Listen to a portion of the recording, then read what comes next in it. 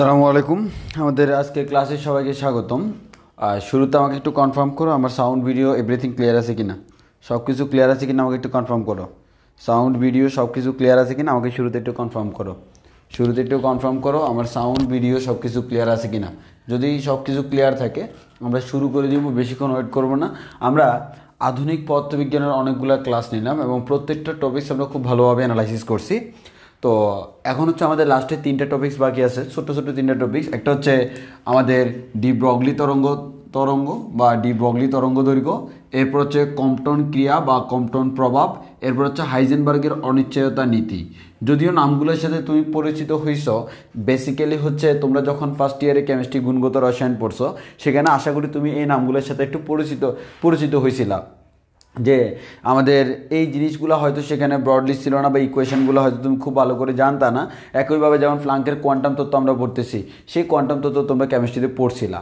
এখন হয়তো তুমি জানতা না এক্স্যাক্টলি আমাদের কোয়ান্টাম তত্ত্বের মূল থিমটা, বাট এখন তুমি জানো খুব ভালো করে কোয়ান্টাম তত্ত্ব কী বলে এবং আইনস্টাইন কোয়ান্টাম তত্ত্বই কীভাবে চেঞ্জ করছে। তো আজকে আমাদের মূল আলোচনার বিষয় হচ্ছে এই তিনটা জিনিস। একটা হচ্ছে ডি ব্রগলি তরঙ্গ দৈর্ঘ্য, আরেকটা হচ্ছে কম্পটন ক্রিয়া, আরেকটা হচ্ছে হাইজেনবার্গের অনিশ্চয়তা নীতি। এই তিনটে টপিক্স আমাদের ছোটো ছোটো তিনটে টপিক্স। আর এর মধ্যে বিশেষ করে কম্পটন ক্রিয়াটা হচ্ছে বেসিকটা খুব ক্লিয়ার করতে হবে। তবে এখানে একটা প্রমাণ আছে জাস্ট আমাদের সংরক্ষণশীলতা নীতি দিয়ে, তবে সেই প্রমাণটা আমাদের প্রয়োজন হয় না। আমরা শুধুমাত্র আমাদের সূত্র দিয়ে আমরা কিভাবে ক্যালকুলেশন করব, কোন জায়গায় কোন জিনিসটা কী মিন করে সেগুলো আমরা আলোচনা করব। সো আমরা একটু সামনের দিকে শুরু করি।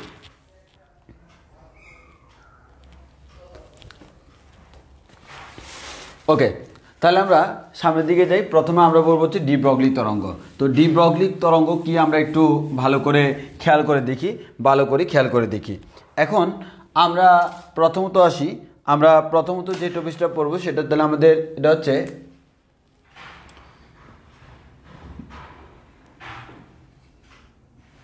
ডি ব্রগলি তরঙ্গ। তো একটু ভালো করে খেয়াল করে দেখো, আমাদের আজকের টপিকসগুলো হচ্ছে খুব বেশি আমাদের জটিল কোনো টপিকস নেই, ইজি আমাদের কনসেপ্ট। তো আমাদের ডি ব্রগলি তরঙ্গ যদি আমরা দেখি, আমরা ফিজিক্সে যতটুকু আছে ঠিক ততটুকু অ্যানালাইসিস করব। তাহলে ডি ব্রগলি তরঙ্গটা আমরা একটু দেখি। ডি ব্রগলি তরঙ্গ যদি তুমি দেখো, এখানে প্রথমত আমার যে জিনিসটা আসবে সেটা হচ্ছে আমাদের তাড়িৎ চুম্বক তরঙ্গ। যদি তোমাকে আমি প্রশ্ন করি আলো আমাদের এমন আলো কোন ধরনের তরঙ্গ, তোমরা সাথে সাথে আমাকে আনসার দিবা আলো এক ধরনের তাড়িৎচুম্বক তরঙ্গ। এখন এই তাড়িৎচুম্বক তরঙ্গের একটা ধর্ম আছে, এটা হচ্ছে আমাদের কি, তাড়িৎচুম্বক তরঙ্গ চলাচলের জন্য কোনো মাধ্যমের প্রয়োজন হয় না, আবার শূন্য মাধ্যমে এই তাড়িৎচুম্বক তরঙ্গ আলোর বেগে চলে। এটা হচ্ছে তাড়িৎচুম্বক তরঙ্গের বৈশিষ্ট্য, অর্থাৎ তড়িৎ এবং চুম্বক দুইটাকে একসাথে কাজে লাগায়, যেটা আমরা ভৌত আলোক বিজ্ঞানে পড়বো। তো একটু খেয়াল করে দেখি, যদি আমি ছোটো একটা ক্লাস আগে নিয়েছিলাম, তবে ভৌত আলোক বিজ্ঞান আমরা এগুলো খুব ভালোভাবে ক্লিয়ার করবো, যেহেতু আমরা আগে ওদের পড়ে ফেলতেছি। তাহলে তাড়িৎচুম্বক তরঙ্গ যদি আমরা যাই, তাহলে তাড়িৎচুম্বক তরঙ্গ কোনগুলা? তাড়িৎচুম্বক তরঙ্গ হচ্ছে আমাদের ওই তরঙ্গগুলা যে তরঙ্গ চলাচলের জন্য কোনো মাধ্যমের প্রয়োজন হয় না এবং যে তরঙ্গ শূন্যস্থানে আলোর বেগে চলে, এবং আলো নিজে এক ধরনের তাড়িৎচুম্বক তরঙ্গ। এই যে তাড়িৎচুম্বক তরঙ্গ যারা আছে, এদের আমাদের দুই ধরনের বৈশিষ্ট্য আছে। মানে সিম্পলি হচ্ছে আমাদের কোনো সময় আমার কাছে মনে হয় এটা মেবি তরঙ্গ, আবার কোনো সময় মনে হয় না এটা মেবি আমাদের কণা। এর মানে কোনো সময় আমার কাছে মনে হয় এটা আসলে তরঙ্গ, আবার কোনো সময় আমার কাছে মনে হয় এটা কণা। এর মানে রূপরেখাটা চেঞ্জ হয়ে যায়, অর্থাৎ এক এক সময় আমার কাছে এক এক জিনিস মনে হয়। মানে আমাদের যদি আমি বলি যে এটা তরঙ্গ, তাহলে কিছু জিনিস আমি খুব ইজিলি ব্যাখ্যা করতে পারি। আর যদি আমি বলি যে না ভাই এটা তরঙ্গ না, এটা আমার কণা, তাহলে দেখা যায় অন্য কিছু জিনিস আমরা ব্যাখ্যা করতে পারি। তাহলে আমাদের যদি আমি এটাকে তরঙ্গ ধরে নিই, তাহলে আমরা কিছু জিনিস ব্যাখ্যা করতে পারি। আর যদি আমরা এটাকে আমরা বলতে পারি। আর আরেকটা হচ্ছে আমাদের কণা ধরলে আমরা কিছু জিনিস ব্যাখ্যা করতে পারি। যেমন ফর এক্সাম্পল আলোর প্রতিফলন, আলোর প্রতিসরণ, আলোর ব্যতিচার, আলোর অপবর্তন। এই যে ধর্মগুলা, অপবর্তন, ব্যতিচার, অপবর্তন, সমাবর্তন, তোমরা তো আগে বলছিলাম এটা হচ্ছে ভৌত আলোক বিজ্ঞানের কনসেপ্ট। এটা হচ্ছে আমাদের কি, ভৌত আলোক বিজ্ঞানের কনসেপ্ট। তাহলে আমরা যদি ধরে নিই যে আমরা যদি ধরে নিই যে এই তাড়িৎচুম্বক তরঙ্গ সেটা আমাদের তরঙ্গের ন্যায়, তখন যদি আমরা এটা তরঙ্গের ন্যায় আচরণ করে তখন আমরা বলতে পারবো এটা দিয়ে আলোর প্রতিফলন, প্রতিসরণ, ব্যতিসার, অপবর্তন এগুলো খুব স্মুথলি ব্যাখ্যা করা যায়। কিন্তু আমাদের ফটো তড়িৎ ক্রিয়া, যেমন আমরা যদি বলি ফটো তড়িৎ ক্রিয়া, এটা অলরেডি তুমি জানো ফটো তড়িৎ ক্রিয়া, তারপর হচ্ছে আমরা একটু পরে পড়বো সেটা হচ্ছে কম্পটন ক্রিয়া, এই ধরনের জিনিসগুলো আমাদের ব্যাখ্যা করা যায় না। তাহলে আমরা বলতে পারতেছি এটা হচ্ছে তরঙ্গ দিয়ে ব্যাখ্যা করা যায় না। যদি আমি ধরে নিই যে আলো আমাদের তাড়িৎচুম্বক তরঙ্গ বা আমাদের আলো এক ধরনের তো আমাদের কণা, তখন আমরা এই জিনিসগুলো ব্যাখ্যা করতে পারি। এর মানে কিছু কিছু জিনিস ব্যাখ্যা করার সময় আমার কাছে মনে হয় এটা তরঙ্গের ন্যায়, আর কিছু কিছু জিনিস ব্যাখ্যা করার সময় আমার কাছে মনে হয় এটা কণার ন্যায়। আসলে আমাদের তরঙ্গ নাকি কণা এটা নিয়ে আমাদের দ্বিমত শুরু হয়ে গেল যে আসলে আলো আসলে কি, এর কি কণার নিয়ে আচরণ করে নাকি আমাদের তরঙ্গের নিয়ে আচরণ করে। আসলে প্রকৃতপক্ষে সে কি কণা নাকি তরঙ্গ, এটা নিয়ে আমাদের ঝামেলা পড়তে হয়। দেন এই জিনিসটা নিয়ে আলোচনা করতে গেলে কণা ধর্মটা একরকম, তরঙ্গ ধর্মটা একরকম। কোন একটা তরঙ্গ তার তরঙ্গের বেসিসে আগায়, কণার বেসিসে আগায়। তাহলে আমাদের এই দুইটা জিনিসের মধ্যে কোনো যোগসূত্র নেই। এই দুইটা জিনিসের মধ্যে যোগসূত্র যে দিলেন তার নাম হচ্ছে বিজ্ঞানী ডি ব্রগলি। এবং আমাদের এই ধর্মটাকে আমরা বলি ডি ব্রগলি তত্ত্ব, এই তত্ত্বটাকে আমরা বলি ডি ব্রগলি তত্ত্ব। উনি কি করলো, এই দুইটার মধ্যে একটা মেল বন্ধন ঘটাইলো, এর মানে উনি সাধারণত আমরা জানি তরঙ্গ এক জিনিস, কণা আরেক জিনিস। উনি কি করলো, কণা এবং তরঙ্গ দুইটাকে একসাথে করে নতুন একটা জিনিস বানাই ফেললো। এর মানে এই দুইটার মধ্যে একটা রিলেশন বিল্ড আপ করে ফেললো। তখন আমি বলতে পারি আলো চাইলে তরঙ্গের নেওয়া আচরণ করতে পারে, চাইলে আবার কণার নেওয়া আচরণ করতে পারে। তবে এট এ টাইম দুইটা ধর্ম মেনটেন করতে পারে না। এট এ টাইম কোন একটা নির্দিষ্ট মুহূর্তে সে হয় কণা না হয় তরঙ্গ, যে কোনো একটা রূপে থাকবে। দুইটা রূপে এট এ টাইম থাকতে পারে না, তবে তার যখন যেভাবে ইচ্ছে সেভাবে সে থাকতে পারবে। তাহলে এটা হচ্ছে আমার মেন কথা। তাহলে আমরা এই কথাগুলো বুঝছি কিনা আমাকে আগে বলো তো, এই কথাগুলো বুঝছি কিনা। তাহলে আমরা সিম্পল কথা যেটা বলতে পারি সেটা হচ্ছে আলো আমাদের বা তাড়িৎচুম্বক তরঙ্গ, এটা তরঙ্গের নিয়ে আচরণ করলে কিছু ধর্ম ব্যাখ্যা করা যায়, কণার নিয়ে আচরণ করলে কিছু ধর্ম ব্যাখ্যা করা যায়। তাহলে আমার কথা হচ্ছে আমি কোনটা ধরবো, তাকে তরঙ্গ নাকি কণা ধরবো। আর যদি আমি বলি সে তরঙ্গ আবার সে কণা, তাহলে নিশ্চয়ই তাদের মধ্যে রিলেশন বিল্ড আপ করা লাগবে, কারণ আমি জানি তরঙ্গ এক জিনিস, কণা আরেক জিনিস। তাহলে এই দুইটার মধ্যে রিলেশন বিল্ড আপ যে করছে তার নাম হচ্ছে বিজ্ঞানী ডি ব্রগলি। এবং এখান থেকে আমরা দেখবো ডি ব্রগলি আমাদের তরঙ্গ থেকে যে ধর্মটা পাবো তার নাম হচ্ছে তরঙ্গ ধর্ম, আর কোন একটা কণা নিয়ে চলাচল করলে তখন তার ধর্মটাকে আমরা বলি কণা ধর্ম। এই তরঙ্গ ধর্ম এবং কণা ধর্ম এই দুইটার মধ্যে একটা আমরা যোগসূত্র এখন পাবো, সেই যোগসূত্রটা আমরা এখনই ব্যাখ্যা করব।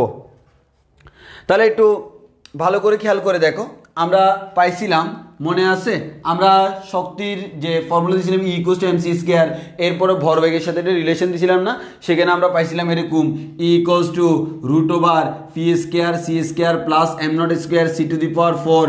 এখানে যদি আমাদের নিশ্চল ভর শূন্য হয় তখন আমরা পাইছিলাম √p²c²। তো আমরা সেখান থেকে আমাদের শূন্য হলে √p²c², আমরা নর্মালি বলতে পারি E=pc। এটা আমরা চাইলেই বলতে পারি। আবার আমরা এটাও জানি E= হচ্ছে আমাদের hf, জানি না, আমাদের জানি। তাহলে E=hf আমরা বলতে পারতেছি কি pc।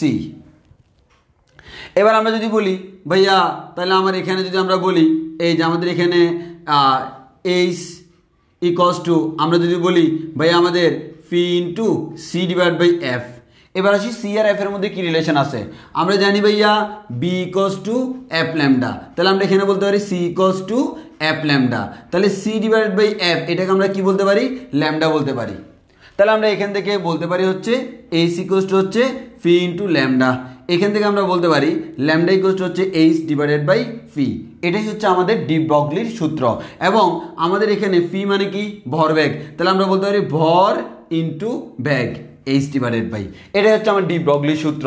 একটু ভালো করে খেয়াল করে দেখো, এখানে যদি তুমি অ্যানালাইসিস করো তুমি পাবা ভাইয়া মেইন সূত্র হচ্ছে এটা, ল্যামডা হচ্ছে h/p।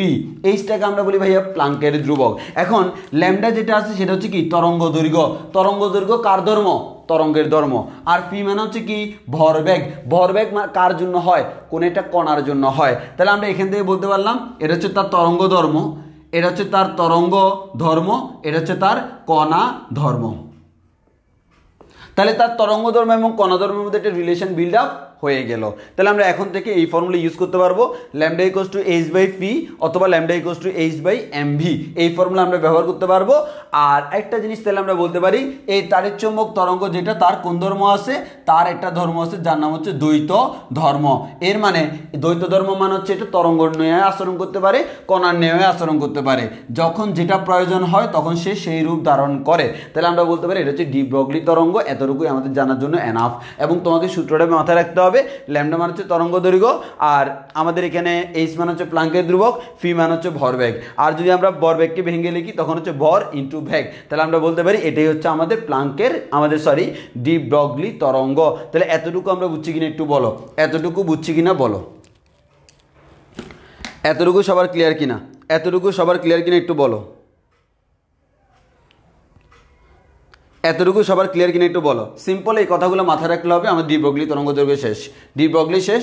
তবে আমাকে যে কাজটা করতে হবে সেটা হচ্ছে এখান থেকে একটা গ্রাফ আঁকতে হবে। অনেক সময় তোমাদের পরীক্ষায় গ্রাফ আসে।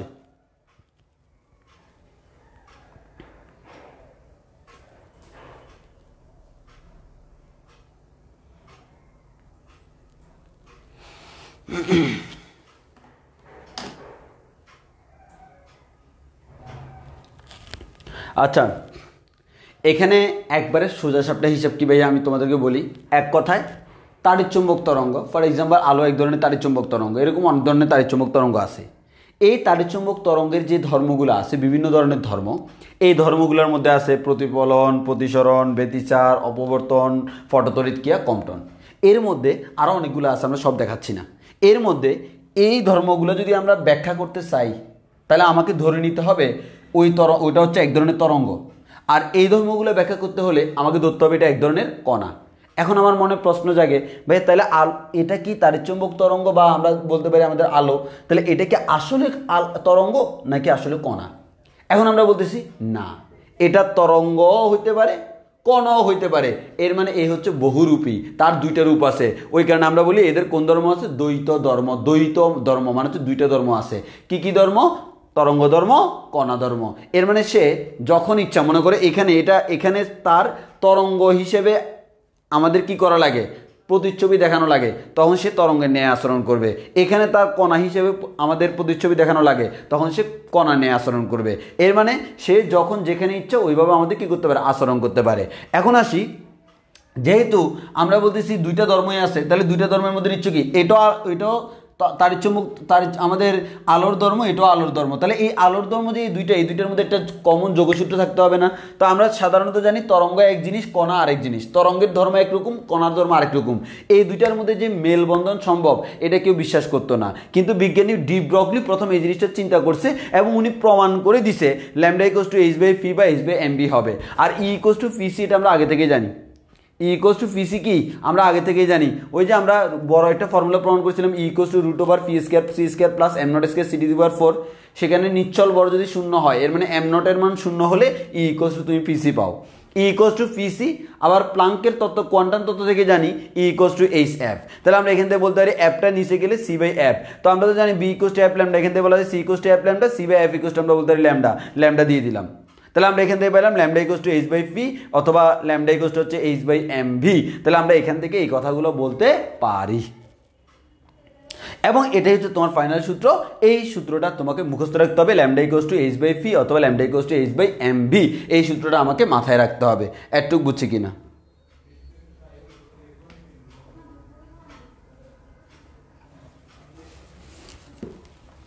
ওকে, যদি বুঝে থাকো আমরা একটু সামনের দিকে আগাই। মানে জিনিসটা হচ্ছে আমাদের এই টপিকসগুলো হচ্ছে সৃজনশীলের জন্য একটু কম ইম্পর্টেন্ট, তবে আমাদের একেবারে কম ইম্পর্টেন্ট বলে ভুল হবে। সৃজনশীলের 3 নম্বরে চলে আসে, সৃজনশীলের 3 নম্বরে চলে আসে। কম্পটনটা আবার একটু বেশি ইম্পর্টেন্ট ইদারিংয়ের জন্য। কম্পটন হচ্ছে নতুন টপিকস। তো আমরা যদি ডি ব্রগলি সূত্র বলি তাহলে আমাদের কী হবে, ল্যামডা ইকুয়ালস টু হচ্ছে এইচ ডিভাইডেড বাই পি।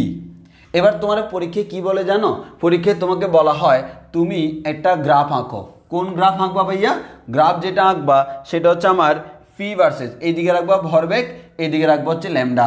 মানে এক্স অক্ষ বরাবর তরঙ্গ দৈর্ঘ্য আর ওয়াই অক্ষ বরাবর রাখলা কি ভরবেগ। তাহলে আমরা তোমাদেরকে গ্রাফ আঁকার নিয়ম আমি সেই ছোটোকাল থেকেই তোমাদেরকে শেখাচ্ছি। একটাই নিয়ম, সেটা হচ্ছে ল্যামডা ইকুয়ালস টু কী দেওয়া আছে ভাইয়া, এইচ বাই পি দেওয়া আছে। আমি তোমাদেরকে সবসময় একটা কথাই বলি, তুমি ল্যামডাটা কোন অক্ষে রাখছো? ভাইয়া ল্যামডাটা আমি রাখছি এক্স অক্ষে, ফিটা রাখছি ওয়াই অক্ষে।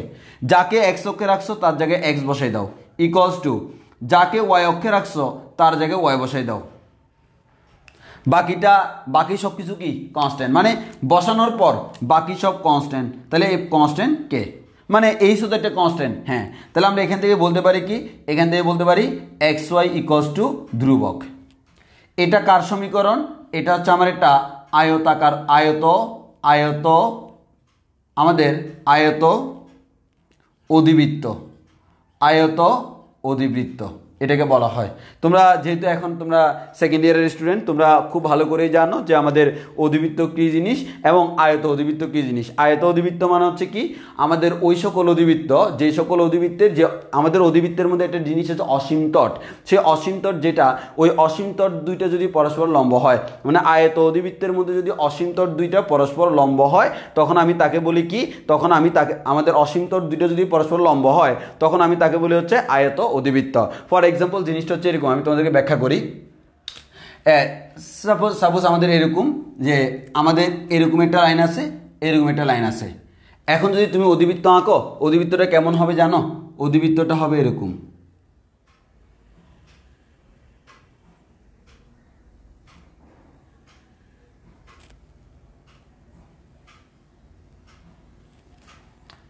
তোমাদের যদি বেসিক ক্লিয়ার থাকে তাহলে তোমরা খুব ভালোভাবে বলতে পারবা, ভাইয়া আমার এটা হচ্ছে একটা অধিবৃত্ত, এটা হচ্ছে একটা অধিবৃত্ত, এটা হচ্ছে কি একটা অধিবৃত্ত যেটা তার অক্ষ, এটা যদি তার অক্ষ হয় এটা হচ্ছে একটা অধিবৃত্ত। ওই অধিবৃত্তের অসীম তট হচ্ছে একটা এটা আর একটা এটা। এই দুইটা অসীম তট পরস্পর কীভাবে আছে? লম্বভাবে আছে। তাহলে এটা হচ্ছে আমার কি, এটা হচ্ছে আমাদের অধিবৃত্ত। ওকে, মানে ম্যাথের জিনিস বলতেছি আসলে। এটা হচ্ছে অধিবৃত্ত, আর অধিবৃত্তের এই দুইটা হচ্ছে কি, এই দুইটা হচ্ছে অধিবৃত্তের অসীম তট। তোমরা জানার কথা অসীম তট, যে যেখানে ম্যাথ পড়ো না কেন আশা করি এটা জানো খুব ভালো করে। অসীম তট, এই অসীম তট দুইটা যখন পরস্পর লম্ব হয় তখন আমি তাকে বলি আয়তাকার অধিবৃত্ত। কোন ধরনের অধিবৃত্ত? আয়তাকার অধিবৃত্ত বা আয়ত অধিবৃত্ত। এখানে খেয়াল করো, অসীম তট দুইটা পরস্পর লম্ব। এবার অসীম তট দুইটাকে যদি তুমি ধরো এক্স অক্ষ আর ওয়াই অক্ষ, তাহলে দেখো তো এক্স অক্ষ আর ওয়াই অক্ষ পরস্পর লম্ব, তাহলে এটাই হচ্ছে অধিবৃত্তের সমীকরণ। ওই কারণে X Y equals to constant যদি থাকে, তোমার উইথাউট এনি টেনশন তুমি খুব সুন্দর করে বলে দিতে পারবা, ভাই গ্রাফটা হচ্ছে দেখতে এরকম। হ্যাঁ, তুমি বলতে পারো ভাইয়া বাকি অর্ধেক আঁকতেছি না, না কারণ এখানে তো নেগেটিভ নাই, কারণ এটাকে এক্স অক্ষ এটাকে ওয়াই অক্ষ ধরলে এটা হচ্ছে পজিটিভ সাইড, এটা হচ্ছে কোন সাইড? Negative side. তো এখানে তো আমার বস্তুর তরঙ্গ দৈর্ঘ্য আর বর্বেগ এটা তো নেগেটিভ হয় না, না যেহেতু নেগেটিভ হয় না, নেগেটিভ দিকের অংশটা আমি আর আঁকলাম না, এই অংশটা আমি আঁকলাম না। এই অংশটা যদি না আঁকি এটা কেমন হবে? এই যে দেখতে এরকম হবে, এটা দেখতে এরকম হবে। আর এটাই হচ্ছে অধিবৃত্তের সূত্র। বয়েলের মধ্যে তো বয়েলের সূত্রের মধ্যে তোমরা দেখছো ফার্স্ট ইয়ারে। তাহলে আমার এটা হচ্ছে আয়ত অধিবৃত্ত। এই আয়ত অধিবৃত্তের আমাদের এই জিনিসটা, গ্রাফটা আমরা এইভাবে আঁকলাম। তাহলে হচ্ছে আয়ত অধিবৃত্তের যদি গ্রাফ আঁকতে বলে কখন আমরা এইভাবে এঁকে দিব। এবং এখান থেকে দেখলাম পরীক্ষার জন্য most important P versus lambda এর গ্রাফ আঁকো, এভাবে আঁকবা। আবার আমরা এখান থেকে বলতে পারি ভাইয়া H/mv। তো বুঝতে পারতেছো, এবার যদি ল্যামডা ভার্সেস বি বলে তাও সেমভাবে আঁকা যায়, আমার আঁকার দরকার নাই। আমরা এখান থেকে যে জিনিসটা শিখবো সেটা হচ্ছে কি ভাইয়া, প্রথমে একটা সূত্র পাইছি ল্যামডা ইকুয়ালস টু H/ফি। এখান থেকে আমরা বলতে পারি ল্যামডা ইজ প্রপোর্শনাল টু 1/ফি। এরপরে পাইলাম ল্যামডা ইকুয়ালস টু H/mv। এখান থেকে আমরা দুইটা জিনিস পাবো, একটা হচ্ছে lambda is proportional to 1/m, আরেকটা পাবো lambda is proportional to 1/v। এর মানে আমরা বলতে পারি এটার যে তরঙ্গ দৈর্ঘ্য ভরবেগের কেমন? ব্যস্তানুপাতিক। এর মানে বস্তুর ভরবেগ যত বেশি হবে, মানে সে যত দ্রুত গমন করবে ল্যামডা তত ছোট হবে। ভরবেগ যত বেশি হবে আমাদের ল্যামডা তত ছোট হবে, ভরবেগ যত কম হবে ল্যামডা তত বড় হবে। তাহলে আমাদের দুইটা ব্যস্তানুপাতিক। একইভাবে বলতে পারি বস্তুর ভর যত বেশি তরঙ্গ দৈর্ঘ্য তত কম, ভর যত কম তরঙ্গ দৈর্ঘ্য তত বেশি। একইভাবে বলতে পারি যত বেশি বেগে গমন করবে তরঙ্গ দৈর্ঘ্য তত কমবে, যত কম বেগে গমন করবে তরঙ্গ দৈর্ঘ্য তত বাড়বে। এই তিনটা রিলেশন মাথায় রাখতে হবে। আর সূত্র আমার দুইটা, ল্যামডা ইকুয়ালস টু H/ফি অথবা ল্যামডা ইকুয়ালস টু H/mv। এটা হচ্ছে আমার ওভারঅল কনসেপ্টটা। আশা করি এতটুকু তোমরা বুঝতে পারছো। এতটুকু ক্লিয়ার হয়েছে কিনা বলো? এতটুকু ক্লিয়ার হলে আমাদের কমটন এখানেই, আমাদের ডি ব্রগলি এখানেই শেষ। এতটুকু ক্লিয়ার কিনা একটু আমাকে কনফার্ম করো যে আমাদের এতটুকু অংশ আমরা ক্লিয়ার হয়েছি কিনা। যদি এতটুকু অংশ আমরা ক্লিয়ার হই তাহলে আমাদের কনসেপ্ট এখানেই শেষ।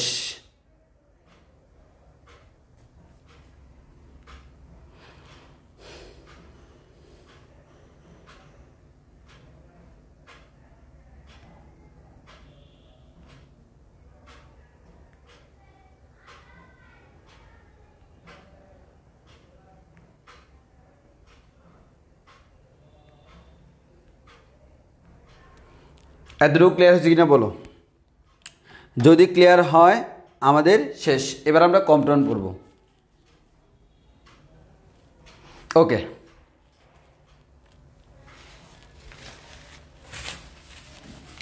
আচ্ছা তাহলে আমার ডি ব্রগলি শেষ এতটুকুই। আর ম্যাথগুলো তো খুবই সিম্পল ম্যাথ, আমাদের জাস্ট দেওয়া থাকবে, তোমাকে বসাই দিলে আনসার বের হয়ে যাবে। আমরা শুধু থিওরিটিক্যাল কনসেপ্টগুলো একটু ভালোভাবে আলোচনা করি। এবার আসি আমরা কম্পটন পড়বো। এবার আমরা পড়বো কি? কম্পটন প্রভাব। আচ্ছা, মোহাম্মদ আজিজ আমাকে একটা প্রশ্ন করলো, ভাই এম তো কনস্ট্যান্ট না, তাহলে আপনি lambda is proportional to 1/m কেন লিখলেন? হ্যাঁ ভাইয়া, আমরা এখানে জাস্ট জিনিসটা মিন করতেছি এরকম, তুমি যদি বস্তু এটা না আনো এটা আনো। ফর এক্সাম্পল আমরা এখানে দেখলাম তরঙ্গ দৈর্ঘ্য ভরের ব্যস্তানুপাতিক, তাহলে তুমি আমাদের 0.1 গ্রাম ভরের বস্তুটা না দিয়া যদি 0.2 গ্রাম ভরের একটা বস্তু দাও, ওই ক্ষেত্রে কম্পেয়ার করতেছি। অন্যগুলোর ক্ষেত্রে এরকম হয়েছে, ভরবেগ বাড়লো ভরবেগ কমলো, ব্যাগ বাড়লো ব্যাগ কমলো। এখানে হচ্ছে বস্তু এটার জায়গায় যদি আরেকটা দাও তাহলে ভর পরিবর্তন হচ্ছে, আর ভর পরিবর্তন হলে ল্যামডাটাও কী হবে? পরিবর্তন হবে। সেটাই মিন করতেছি। হ্যাঁ, এমন না যে একটা বস্তু তার ভরের ক্ষেত্রে চিন্তা করতেছি। এবার আসো,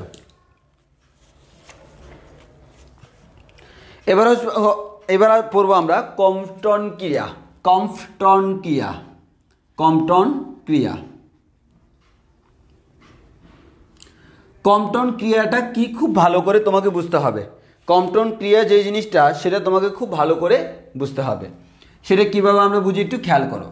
সেটা যদি বুঝতে যাই তাহলে আমাকে এইভাবে চিন্তা করতে হবে, ভাইয়া এখানে ধরেন আমার একটি ইলেকট্রন আছে, এখানে একটা কি আছে, এখানে যেটা আছে এটার নাম হচ্ছে একটি ইলেকট্রন।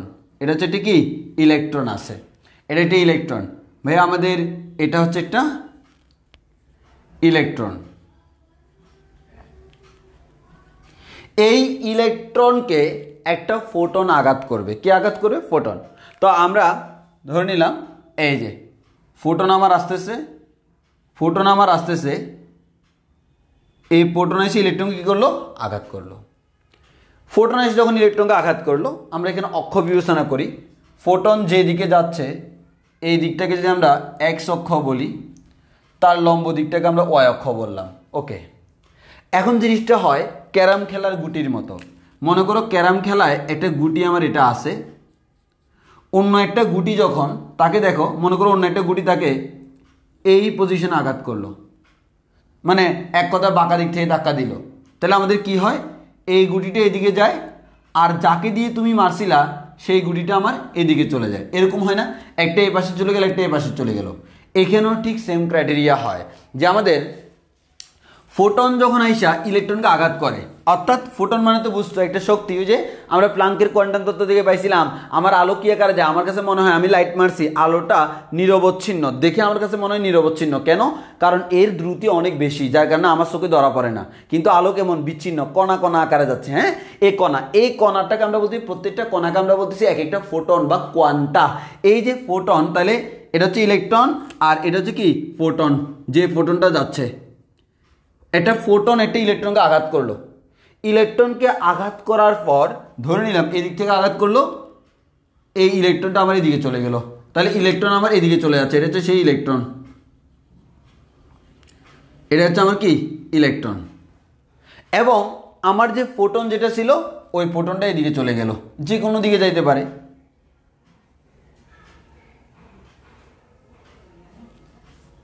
তাহলে একটু ভালো করে খেয়াল করো, ফোটনের ডিরেকশন আগে ছিল এদিকে, বাট বর্তমানে এদিকে। এর মানে সে এতটুকু কোণে বেঁকে গেছে। যত কোণে বেঁকে গেছে তাকে বলি ফাই। তাহলে ফাই মানে কি? ফাই মানে হচ্ছে ফোটন ইলেকট্রনকে আঘাত করলো যে দিক থেকে এবং যেদিকে বিক্ষিপ্ত হয়ে গেল তাদের মধ্যবর্তী কোণটা হচ্ছে ফাই। এর মানে ফোটন এভাবে যাচ্ছিল, আঘাত করে এইদিকে চলে গেছে, এই যে তার দিক কতটুকু পরিবর্তন করলো সেটা হচ্ছে ফাই। সেটা হচ্ছে আমাদের কি বলতে পারি? সেটাকে আমরা বলতে পারি হচ্ছে ফাই। তাহলে এই ফোটনটাকে আমরা নাম দিতে পারি ভাইয়া আপতিত ফোটন। এটাকে আমরা কি বলতে পারি? আপতিত ফোটন।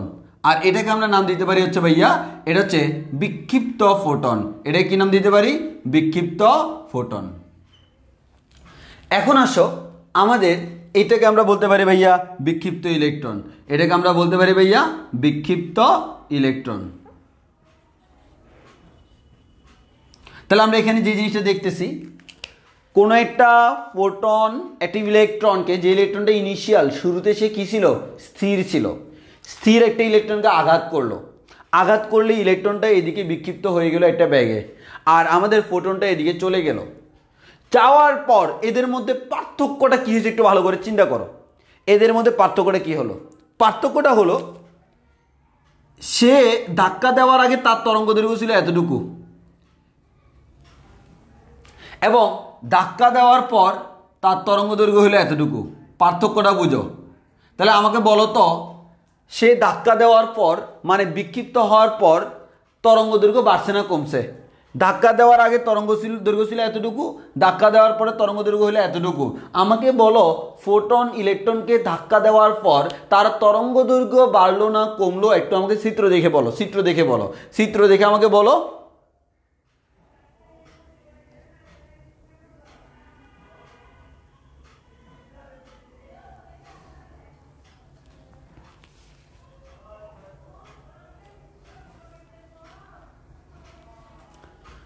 তাহলে আমাদের চিত্র দেখে বলো আমার এখানে তরঙ্গ দৈর্ঘ্য বাড়বে না কমবে? অবশ্যই আমার বাড়বে। এই যে শুরুতে যে তরঙ্গ দৈর্ঘ্য ছিল তাকে আমরা বলতেছি ল্যামডা, আর বিক্ষিপ্ত হওয়ার পর যে তরঙ্গ দৈর্ঘ্য তাকে আমরা দিচ্ছি ল্যামডা প্রাইম। তাহলে আমরা সিম্পলি বলতে পারি ভাইয়া lambda prime is greater then lambda. এই যে কোনো একটা ফোটন একটা ইলেকট্রনকে আঘাত করার পরে, আঘাত করার আগে তার তরঙ্গ দৈর্ঘ্য যা ছিল, আঘাত করার পরে তার তরঙ্গ দৈর্ঘ্য বেড়ে গেল, আঘাত করার আগে তরঙ্গ দৈর্ঘ্য যা ছিল, আঘাত করার পরে তরঙ্গ দৈর্ঘ্য বেড়ে গেল। এই যে আঘাত করার পর তার তরঙ্গ দৈর্ঘ্য বেড়ে যায়, এই জিনিসটা সর্বপ্রথম পর্যবেক্ষণ করেন বিজ্ঞানী কম্পটন।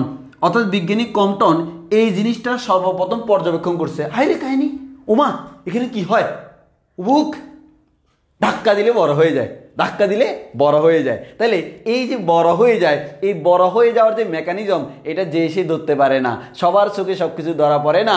যদি আমার কম্পটন আমাদের কম্পটন যদি আমাদের এই জিনিসটা ধরতে পারছে বিদায় আমার এখন ধরা লাগতেছে না। তাহলে আমি আবার বলতেছি, সবার চোখে সব কিছু ধরা দেয় না। ধাক্কা দিলে অনেক সময় তরঙ্গ দৈর্ঘ্য আমার বাড়া ছাড়া থাকে না। আমার এখানে আলটিমেটলি যখন ইলেকট্রনকে ধাক্কা দিল ওইটা কি হলো, বেড়ে গেল, আগে ছিল ছোট এখন হয়ে গেছে বড়। তাহলে এই যে বড় হয়ে গেল এই জিনিসটা পর্যবেক্ষণ করছে কে? বিজ্ঞানী কম্পটন। হ্যাঁ আমিও তো করছি, বাট সর্বপ্রথম করছিল কম্পটন। আমার জন্ম তো তার আগে হয়নি, তো আমি কেমনে দেখবো বলো তো? মায়ের পেট থেকে তার এটা দেখা যায় না। এবার আসো কম্পটন।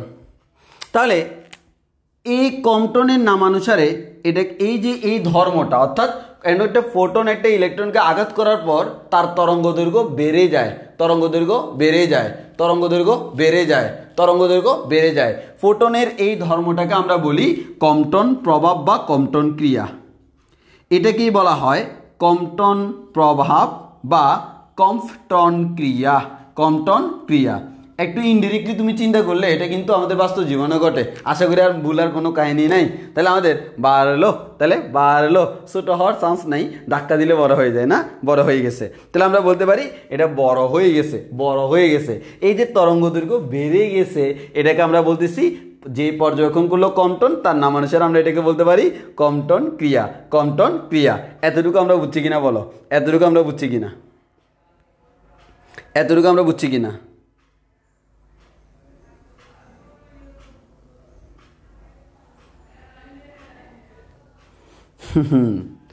আচ্ছা, প্রথম কথা আমাদের শাহরিয়ার হোসেন ওপি একটা প্রশ্ন করলো, ভাইয়া এখানে ফোটন কি ইলেকট্রনকে বিকর্ষণ করে বা আকর্ষণ করে? আচ্ছা দেখি, একটু খুব ভালো করে চিন্তা করেন। শাহরিয়ার হোসেন ওপির কাছে আমার প্রশ্ন, ফোটন আর প্রোটন এই দুইটা সেম কথা না, সেটা তুমি জানো কি না? এই প্রোটন মানে হচ্ছে কণা, ইলেকট্রন প্রোটন নিউট্রন, সেই ইলেকট্রন প্রোটন নিউট্রনের প্রোটন। এই প্রোটন হচ্ছে ধনাত্মক এবং এই প্রোটনের চার্জ আছে। এই প্রোটন ধনাত্মক হওয়ার কারণে সে ধনাত্মককে বিকর্ষণ করে, ঋণাত্মককে আমাদের আকর্ষণ করে। আমরা এখানে এই প্রোটন পড়তেছি না, আমরা পড়তেছি ফোটন, ফোটন, ফোটন। এই যে আলোক শক্তি, একটা ফোটন মানে কি? একটা শক্তি, ওই যে একটা প্যাকেট, ওই একটা প্যাকেটকে আমরা বলি একটা কোয়ান্টা বা একটা ফোটন। এবং এই ফোটনের শক্তির পরিমাণ ইকুয়ালস টু কত? Hf। আশা করি এবার তুমি আর প্রশ্ন করার কথা না, কারণ তুমি এটাকে ফোটন ধরে বসে আসো। ফোটন আর ফোটন সেম কথা না, এই জিনিসটা আমার বিশ্বাস না করলে চলবে না, পরে দেখবা তোমারটা আর বাড়ছে না। তাহলে আমাকে বুঝতে হবে, আমাকে এই জিনিসটা ক্লিয়ার করতে হবে। সোজা আঙ্গুলে ঘি না উঠলে আঙ্গুল বাঁকা করতে হয়, তো আমার কথা হচ্ছে সরাসরি বড় না হইলে আমার ধাক্কা দিয়ে বড় করতে হয়, এই জিনিসটা হচ্ছে এরকমই। তাহলে আমাদের কিছু মেকানিজম আছে, এই মেকানিজমটাকে আমরা বলছি কম্পটাউন্ড ক্রিয়া। ওকে, এবার আসে আমরা সামনের দিকে আগাই। আচ্ছা,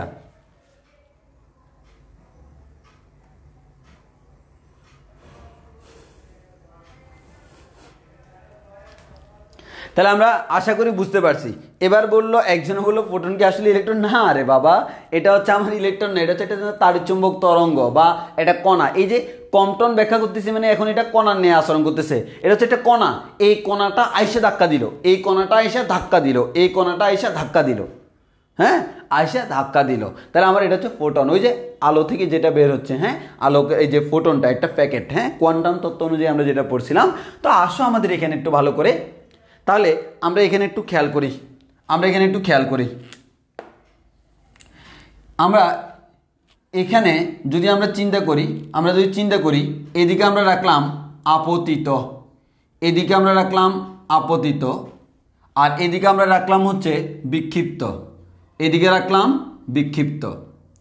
তাহলে আমরা খুব সুন্দর করে বলতে পারি, ভাই আমরা মাঝখান লাইনটা মুছে দিই। হ্যাঁ, আপতিত আর বিক্ষিপ্ত যদি দেখো, আপতিতটার তরঙ্গ দৈর্ঘ্য যা ছিল, বিক্ষিপ্তটার তরঙ্গ দৈর্ঘ্য কিন্তু আরো বেশি। এর মানে এখান থেকে এখানে যাওয়ার কারণে তরঙ্গ দৈর্ঘ্য কি হলো? বেড়ে গেল। তরঙ্গ দৈর্ঘ্য কি হলো? বেড়ে গেল। তরঙ্গ দৈর্ঘ্য কি হলো? বেড়ে গেল। এবার একটু ভালো করে খেয়াল করে দেখি, এবার একটু ভালো করে যদি আমরা খেয়াল করি, ভালো করে খেয়াল করলে আমরা দেখব ভাইয়া, তরঙ্গ দৈর্ঘ্য যেহেতু একটা বাড়ছে, আমরা তরঙ্গের ক্ষেত্রে কি জানি? V equals to F lambda. তাহলে F equals to B by lambda. F এবং ল্যামডা পরস্পর কেমন? ব্যস্তানুপাতিক।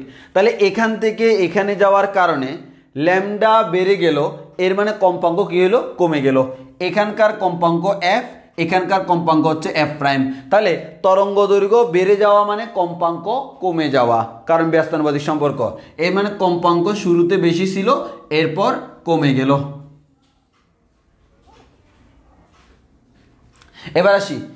এবার আসি আমাদের, এবার একটু খেয়াল করো, তাহলে আমরা এবার জানি হচ্ছে আমরা একটা ফর্মুলা ভাইয়া, ই ইকুয়ালস টু এইচ এফ। তাহলে আমরা একটা কথা বলতে পারি ভাইয়া, সিম্পল কথা হচ্ছে আমার ইটা এফ এর সমানুপাতিক। কম্পাঙ্ক যত বেশি শক্তি তত বেশি, কম্পাঙ্ক যত কম শক্তি তত কম। তাহলে এখানে যদি শক্তি বলি ই, এখানে যদি শক্তি বলি ভাইয়া ই প্রাইম, তাহলে আমরা বলতে পারি এখান থেকে এখানে যাওয়ার সময় কম্পাঙ্ক কমে গেল, এর মানে শক্তিটাও কি হলো? শক্তিটাও কমে গেল। আসল কাহিনীটা কি? আসল কাহিনীটা হচ্ছে ভাইয়া, আমাদের যে বিক্ষিপ্ত ফোটন তার একটা শক্তি আছে ই প্রাইম, আমি যে দিচ্ছি আপতিত তার একটা শক্তি হচ্ছে ই। শক্তির সংরক্ষণশীলতা নীতি অনুযায়ী আমরা জানি শক্তি সৃষ্টি হয় না, ধ্বংস হয় না, শুধুমাত্র এক অবস্থা থেকে অন্য অবস্থায়, এক রূপ থেকে অন্য রূপে রূপান্তর হয়। তাহলে আমরা বলতে পারি ভাইয়া এই শক্তিটার মান এটার থেকে কিন্তু কি বেশি। এটা মনে করো আমাদের 10 ইলেকট্রোভোল্ট, এটা মনে করো 7 ইলেকট্রোভোল্ট। তাহলে আমার স্বভাবতই প্রশ্ন আসবে না, ভাইয়া এই ছিল আমার 10 ইলেকট্রোভোল্ট, এই 7 ইলেকট্রোভোল্ট, বাকি 3 ইলেকট্রোভোল্ট কোন জায়গায়? এই যে ও যে গতিশক্তি নিয়ে যাচ্ছে কাইনেটিক এনার্জি, সেটা 3 ইলেকট্রোভোল্ট। এর মানে সিম্পল মেকানিজম হচ্ছে কি জানো? Simple mechanism. অনেকে এখন আমাকে প্রশ্ন করে ভাইয়া, তুমি প্রশ্ন করো ভাইয়া এটা কেন ল্যামডা বড় হয়, তার আনসার আমি দিচ্ছি। দেখো এই যে তার আনসার কিভাবে দিচ্ছি, খুব ভালো করে চিন্তা করো। আমি আমার স্টাইলে পড়াইতে পছন্দ করি এবং সেই স্টাইলে। এটা শক্তি দিচ্ছে, সেই শক্তিটা কিন্তু দুইটা কাজে ব্যয় হয়েছে। সে যে শক্তি নিয়ে যাচ্ছে, ওই শক্তি দিয়ে কাউকে আঘাত করার কারণে ইলেকট্রনটা কিন্তু স্থির ছিল, তাহলে ইলেকট্রনটাকে সে একটা গতিতে আনছে না, এর মানে ইলেকট্রনের বিক্ষিপ্ত ইলেকট্রনের গতিশক্তি আছে না। এই শক্তিটা সে কার থেকে পাইছে? ফোটন থেকে পাইছে। এর মানে ফোটনের যে শক্তি ছিল তার কিছুটা অংশ ইলেকট্রনটাকে বিক্ষিপ্ত করতে কাজে লাগছে, ঠিক কি না? তাহলে বর্তমানে ফোটনের শক্তি বেশি হওয়ার কথা না কম হওয়ার কথা? অবশ্যই কম হওয়ার কথা। তাহলে আমরা দেখলাম আপতিত থেকে বিক্ষিপ্ততে শক্তি কমে গেল। শক্তি কমে গেল মানে কম্পাঙ্ক কমে গেল, কম্পাঙ্ক কমে গেল মানে তরঙ্গ দৈর্ঘ্য বেড়ে গেল, এটাই হওয়া উচিত ছিল। এবং আসলে তরঙ্গ দৈর্ঘ্য বাড়ছে এবং এটা ব্যাখ্যা করছে প্রথম বিজ্ঞানী কম্পটন, এবং তার নাম অনুসারে এটাকে আমরা বলি কম্পটন ক্রিয়া। তাহলে সিম্পল, ফোটনের একটা শক্তি আছে, যে শক্তি নিয়ে সে আঘাত করলো তার কিছুটা অংশ ইলেকট্রনকে দিয়ে ইলেকট্রনের গতিশক্তি প্রাপ্ত হয়েছে এবং বাকি অংশটা নিয়ে চলে গেল। এখন বাকি অংশটা নিয়ে যে চলে গেল সেই শক্তিটা কিন্তু পূর্ববর্তী অবস্থা থেকে কম। তাহলে শক্তি কমে গেল মানে কম্পাঙ্ক কমে গেল, কম্পাঙ্ক কমে গেল মানে তরঙ্গ দৈর্ঘ্য বেড়ে গেল, সেটাই আমরা এখানে দেখলাম। এবার বলো কনসেপ্ট ক্লিয়ার কিনা, এবার বলো কনসেপ্ট ক্লিয়ার কিনা। অনেকে অনেক ধরনের প্রশ্ন করতেছো, আশা করি সবার সব প্রশ্নের আনসার পেয়ে গেছো। এবার আমি তোমাদের প্রশ্নগুলো পড়ি, বলো তোমাদের এবার কনসেপ্ট ক্লিয়ার কিনা, এবার কনসেপ্ট ক্লিয়ার কিনা বলো।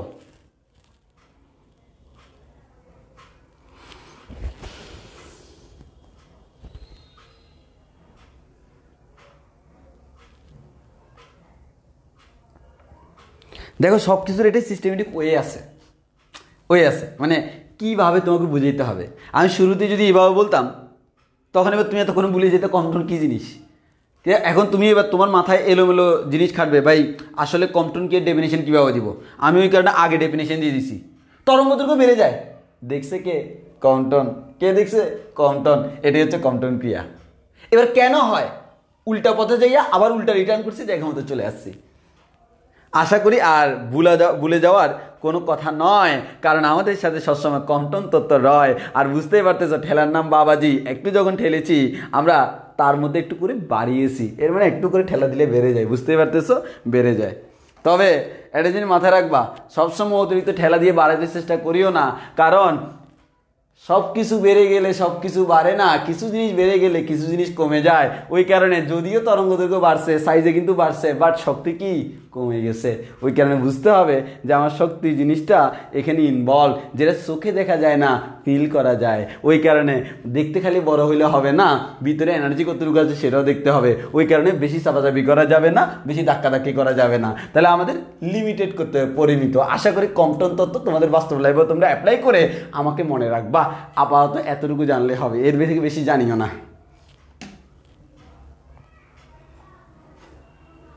আচ্ছা, আরেকবার বলার জন্য বলতেছে কয়েকজন, আমি সিম্পল বলি।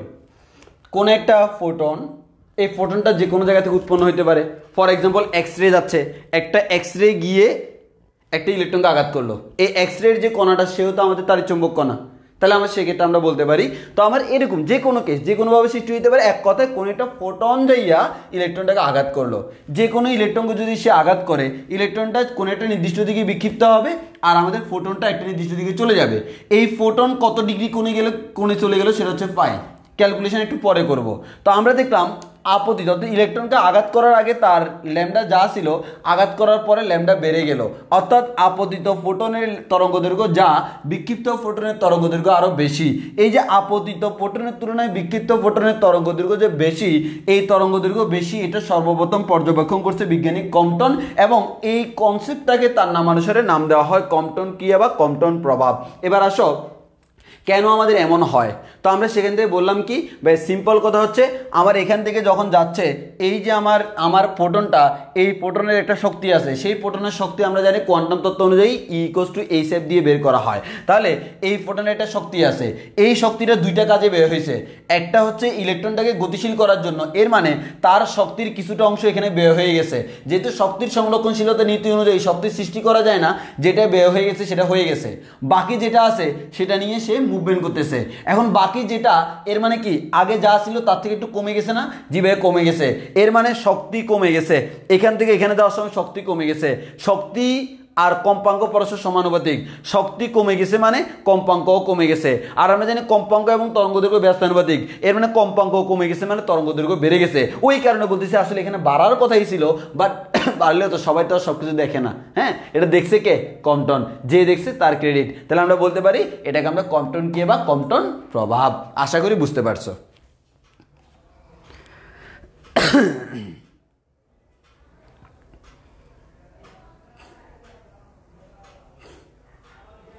যারা এখনো বুঝতে পারেনি বাস্তব জীবনে কিভাবে অ্যাপ্লাই করবা, তাদের জন্য হচ্ছে 1 মিনিট নীরবতা পালন করতে হবে। এই যে ইভান সাইদ বুঝে গেছে, ওর কমেন্ট আমি একটু পড়ি। জুস কমেন্ট করছে, আজকের বর্ডারে পুরোটাই বাস্তবতা নিয়ে। কম্পটনের ক্যারেক্টার নিয়ে সন্দেহ হচ্ছে, আর ইউএর কবিতাগুলো তো মারাত্মক লেভেলের। হ্যাঁ ধন্যবাদ। হ্যাঁ কম্পটনের চরিত্র, এই এখানে তুমি কম্পটনের চরিত্র কেন নিয়ে আসতেছো? কম্পটন তো খুব ভালো মানুষ, পর্যবেক্ষণ করছে, তাই না? মানে কিছু কিছু জায়গাতে পর্যবেক্ষণ জরুরি। হ্যাঁ পর্যবেক্ষণ যদি না করো তাহলে কিন্তু আবার মনে করো তাহলে যে বস্তুটাকে পর্যবেক্ষণ করবো বস্তু হারাই যেতে পারে, ওই কারণে পর্যবেক্ষণ জিনিসটা খুব বেশি ইম্পর্টেন্ট, মাথায় রাখতে হবে। তাই আসি আমরা সামনের দিকে যাই, আমরা আর বেশি ডিপে না যাই।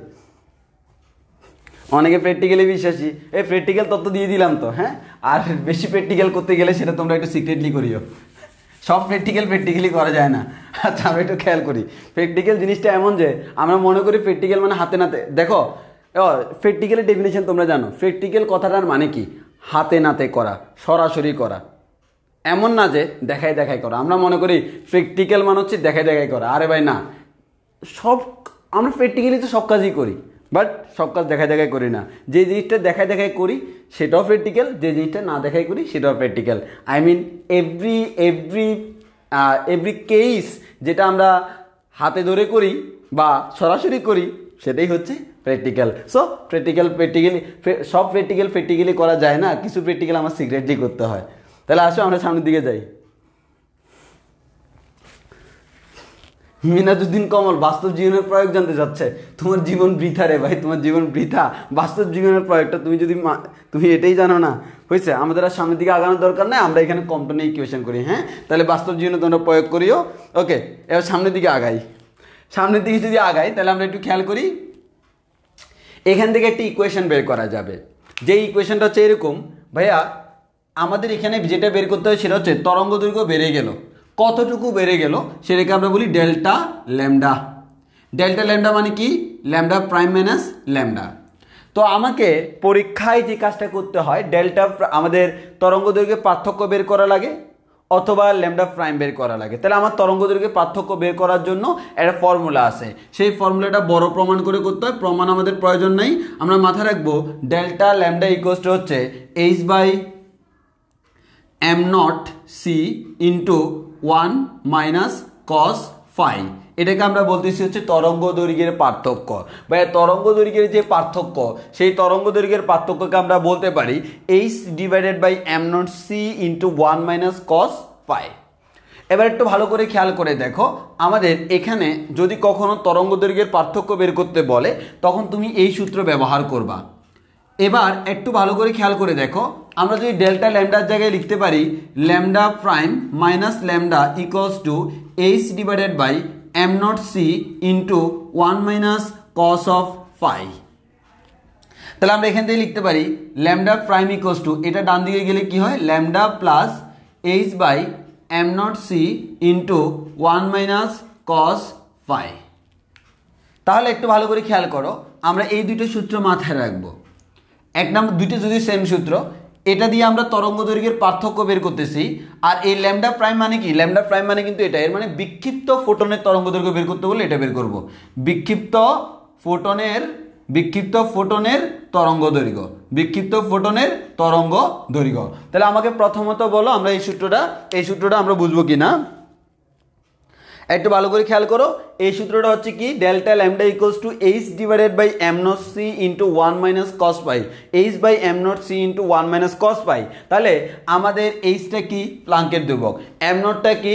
এম নটটা হচ্ছে আমাদের যে ইলেকট্রনটাকে আঘাত করতে সেই ইলেকট্রনের ভর। এখন যদি সে ইলেকট্রনটাকে আঘাত না করে অন্য কাউকে আঘাত করে তখন যাকে আঘাত করবে তার ভর, যাকে আঘাত করবে তার ভর। সাধারণত ইলেকট্রনকে আঘাত করে আমরা ইলেকট্রনের ভর ইউজ করতে পারি। ইলেকট্রনের ভর নিশ্চল ভর আমরা জানি মুখস্থ 9.1 × 10⁻31 কেজি। আর সি মানে হচ্ছে আলোর বেগ, আর ফাই মানে কি? ফাই মানে হচ্ছে এই ফাইটা, অর্থাৎ ফোটনটা কত কোণে বিক্ষিপ্ত হলো। সে যাওয়ার সময় এদিকে যাচ্ছিল, আমাদের আঘাত করার পর সে এত ডিগ্রি কোণে বিক্ষিপ্ত হয়ে গেল, এটা হচ্ছে পাই। এখন যদি সে ধাক্কা মারার পর এদিকে চলে যাইতো, এরপরে সে 90 ডিগ্রি কোণে বিক্ষিপ্ত হয়েছে, তাহলে আমাকে মাথায় রাখতে হবে বিক্ষিপ্ত কোণটা হচ্ছে ফাই। আর আমাদের যদি কখনো বের করতে বলে বিক্ষিপ্ত ফোটনের তরঙ্গ দৈর্ঘ্য, তখন এইভাবে বের করতে পারো lambda prime equals to lambda plus H by M not C into 1 minus cos pi, যেখানে ফাই মানে কি? ফাই মানে হচ্ছে আপতিত ফোটনের তরঙ্গ দৈর্ঘ্য। সো আপতিত ফোটনের তরঙ্গ দৈর্ঘ্য জানলে বিক্ষিপ্ত ফোটনের তরঙ্গ দৈর্ঘ্য বের করা যায়। এখন একটু খেয়াল করে দেখো, এখন একটু ভালো করে খেয়াল করে দেখো ভাইয়া, এখানে যে H by M not C আমরা লিখতেছি, এই H by M not C এটা কিন্তু ধ্রুবক। হ্যাঁ, আমাদের এই H by M not C এটা হচ্ছে আমার একটা কি ধ্রুবক, আর H by M not C যে একটা ধ্রুবক এটাকে আমরা বলি কম্পন তরঙ্গ দৈর্ঘ্য। একটু খেয়াল করি, আমরা এই যে চিত্রটা মুছে ফেলি, হ্যাঁ চিত্রটা মুছে ফেলি। আচ্ছা আগে লিখে দিই এখানে ল্যামডা সি বা H by M not C, H by M not C এই রাশিটাকে আমরা বলি ল্যামডা সি। এই ল্যামডা সি এটাকে বলা হয় কম্পন তরঙ্গ দৈর্ঘ্য। সো পরীক্ষা যদি বলা হয় কম্পন তরঙ্গ দৈর্ঘ্য বের করো, তখন তোমাকে এটা করতে হবে কম্পন তরঙ্গ দৈর্ঘ্য। সো কম্পন তরঙ্গ দৈর্ঘ্য মানে হচ্ছে H by M not C. H ও ধ্রুবক, এম নট ও ইলেকট্রনের জন্য ধ্রুবক, সি ও আলোর বেগের সমান। তাহলে এখান থেকে ল্যামডা সি এর মান যদি তুমি বের করো তাহলে তুমি পাবা 0.00243 এত ন্যানোমিটার। একটু আমি চেক করি ঠিক আছে কিনা, 0.00243 ন্যানোমিটার। হ্যাঁ ঠিক আছে। অথবা আমরা লিখতে পারি হচ্ছে ল্যামডা সি ইকুয়ালস টু হচ্ছে 2.43 ইন্টু 10⁻12 মিটার, এভাবে লেখা যায়। ও কম্পন তরঙ্গ দৈর্ঘ্যের যে মানটা, এই মানটা একটু বাইরে আমরা মুখস্থ করে রাখবো। হ্যাঁ এটা মুখস্থ করে রাখবো, পরীক্ষা অনেক সময় তোমার মনে করো আমরা ডাইরেক্টলি এটা ব্যবহার করতে পারি, বা অনেক সময় পরীক্ষা আসে কম্পন তরঙ্গ দৈর্ঘ্যের মান কত এমসিকিউতে। তো কম্পন তরঙ্গ দৈর্ঘ্যের মান আসলে তুমি এটা ন্যানোমিটারও আসতে পারে, মিটারও আসতে পারে, যেটা আসে তুমি বসাই দিবা। আবার অনেক সময় দেখা যায় উদ্দীপকের মধ্যে কম্পন তরঙ্গ দৈর্ঘ্যের মান দেওয়া আছে, বলা আছে কম্পন তরঙ্গ দৈর্ঘ্যের মান এত। তো তখন তো তুমি সূত্র এভাবে লিখবা না, তখন সূত্রটা কিরকম হয়ে যাবে, তখন সূত্রটা এরকম হয়ে যাবে, তখন সূত্রটা আমাদের এরকম হয়ে যাবে delta lambda equals to lambda C into 1 minus cos phi. বুঝছি কিনা? অর্থাৎ তুমি H by M not C এর জায়গায় ল্যামডা সি বলতে পারো, H by M not C এর জায়গায় ল্যামডা সি বলা যায়, তাহলে আমরা এটা বলতে পারি। এতটুকু সবার ক্লিয়ার হয়েছে কিনা বলো, এতটুকু সবার ক্লিয়ার কিনা, এতটুকু সবার ক্লিয়ার হয়েছে কিনা বলো। যে আমরা কম্পন তরঙ্গ দৈর্ঘ্য কি সেটা জানলাম, আমরা একটা ইকুয়েশন জানলাম, একটা থেকে আমরা দুই ধরনের ম্যাথ করতে পারি, সেই জিনিসটা আমরা বুঝলাম। এবার আমরা যে কাজটা করব সেটা হচ্ছে এখানে আমরা কিছু আরো একটু এক্সট্রা জিনিস পড়বো। মানে এক্সট্রা মানে হচ্ছে আমার এই যে কোণ যেটা আছে ফাই, এই ফাইয়ের কোণ মানের জন্য কেমন হয় সেটা আমরা একটু বের করব। ফাইয়ের কোণ মানের জন্য কেমন হয় সেটা আমরা একটু বের করব। এবার আসি, তাহলে ডেল্টা ল্যামডা যেটা সেটাকে আমরা বলতে পারি H by M not C into 1 minus cos phi, অথবা কেউ যদি এভাবে বলে lambda C into 1 minus cos phi, তাহলে কিন্তু ভুল নাই। তবে পরীক্ষায় তোমরা এটা ব্যবহার করবা। যদি কখনো পরীক্ষা উদ্দীপকে বলা আছে কম্পন তরঙ্গ দৈর্ঘ্য এত, তখন যে তুমি ডাইরেক্ট ল্যামডা সি বসাইতে পারবা। বাট কম্পন তরঙ্গ দৈর্ঘ্য যদি উদ্দীপকে দেওয়া না থাকে তখন তোমাকে এভাবে করতে হবে, এভাবে করতে হবে, তো ভেঙে ভেঙে করতে হবে। এবার আসো এই ডেল্টা ল্যামডা এটার ম্যাক্সিমাম এবং মিনিমাম মান বের করব। আমার টার্গেট হচ্ছে কোন মান বের করা, এটার ম্যাক্সিমাম মান কত হইতে পারে, এটার মিনিমাম মান কত হইতে পারে সেটা আমরা বের করব। এটার ম্যাক্সিমাম মান কত হইতে পারে, এটার মিনিমাম মান কত হইতে পারে আমরা বের করব।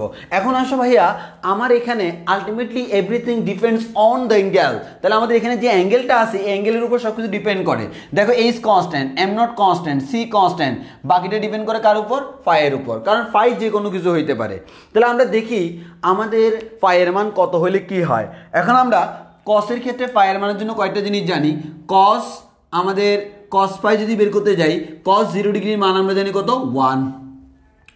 কস যদি 90 ডিগ্রি বলি, কস 90 ডিগ্রির মান হচ্ছে ভাই 0। কস যদি 180 ডিগ্রির মান বলি সেটা হচ্ছে আমাদের -1। তাহলে একটু ভালো করে খেয়াল করে দেখো, তাহলে আমরা এখান থেকে বলতে পারি তিনোটা বসাই দেখি। প্রথমে আমরা বললাম ভাই phi equals to 0 degree, phi equals to যদি 0 ডিগ্রি হয় তাহলে ডেল্টা ল্যামডা ইকুয়ালস টু আমরা কত পাবো, H divided by M not C into 1 minus cos 0 মান কত 1, 1 মাইনাস 1 মান হচ্ছে কত 0। এর মানে ডেল্টা ল্যামডা ইকুয়ালস টু কি হয়ে যায়, 0 হয়ে যায়।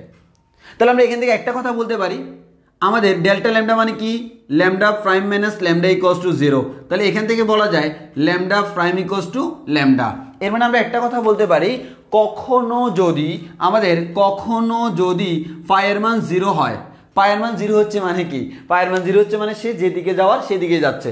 সো সে যেদিকে যাওয়ার সেদিকে যাচ্ছে, তাহলে এই ক্ষেত্রে আমার কোনো শক্তির লস হয় না, তখন ল্যামডা প্রাইম আর ল্যামডা সেম হয়। এর মানে এক কথায় আমাদের এই যে সে এদিকে যাচ্ছিল, তো এদিকেই যাচ্ছে, এদিকে যাচ্ছে, আর চেঞ্জ করতেছে না, তখন দেখা যায় ল্যামডার আর কোনো পরিবর্তন হচ্ছে না, ল্যামডার কোনো পরিবর্তন হচ্ছে না। এটা হচ্ছে প্রথম কথা। এবার পায়ের মান যদি কখনো 90 ডিগ্রি হয়, তাহলে আমরা এখান থেকে পাবো delta lambda equals to H by M not C into 1 - 0, এর মানে আমরা পাবো হচ্ছে H by M not C. চাইলে এটাকে ল্যামডা সিও লেখা যায়। অনেকে বলবে এটা আমার সর্বোচ্চ মান, আমার কথা হচ্ছে না, এটা সর্বোচ্চ মান নয়। কেন নয় একটু পরেই দেখবা। ফাইয়ের মান যদি 180 ডিগ্রি হয় তাহলে আমরা পাচ্ছি ডেল্টা ফাই ইকুয়াল টু হচ্ছে H by M not C into 1 minus cos 180 মান কত -1, তাহলে মাইনাসে মাইনাসে +1 হয়ে যাচ্ছে। এর মানে আমরা দেখতেছি 2h divided by M not C, এর মানে 2 ল্যামডা সি। এবার তোমরাই বলো আমরা ফাইয়ের মান যখন 0 বসাইলাম তখন ডেল্টা ল্যামডা এর মান পেলাম 0। ফাইয়ের মান যখন 90 বসাইলাম তখন ডেল্টা ল্যামডা এর মান পাইলাম H by M not C, মানে মানটা একটু বাড়লো। ফাইয়ের মান যখন 180 বসাইলাম তখন পাইলাম ডেল্টা ল্যামডা এর মান হচ্ছে 2h by M not C, মান আরও বাড়লো। এর মানে ফাইয়ের মান যত বাড়ে আমার তরঙ্গ দৈর্ঘ্যের পার্থক্য তত বাড়ে। এখন আমার প্রশ্ন হচ্ছে আমাদের ফাইয়ের মান কত ডিগ্রি হলে সর্বোচ্চ, কত ডিগ্রি হলে সর্বনিম্ন, মানে এই ডেল্টা ল্যামডাটা ফাইয়ের কোন মানের জন্য সর্বোচ্চ, কোন মানের জন্য সর্বনিম্ন, কোন মানের জন্য সর্বোচ্চ, কোন মানের জন্য সর্বনিম্ন, একটু বলো। কার জন্য সর্বোচ্চ, কার জন্য সর্বনিম্ন, একটু বলো তো। কার জন্য সর্বোচ্চ, কার জন্য সর্বনিম্ন? আমাদের ফাইয়ের কোন মানের জন্য এটা সর্বোচ্চ, ফাইয়ের কোন মানের জন্য এটা সর্বনিম্ন, ফাইয়ের কোন মানের জন্য এটা সর্বোচ্চ, ফাইয়ের কোন মানের জন্য এটা সর্বনিম্ন, একটু বলো। ফাইয়ের কোন মানের জন্য এটা সর্বোচ্চ আর ফাইয়ের কোন মানের জন্য এটা সর্বনিম্ন, একটু বলো।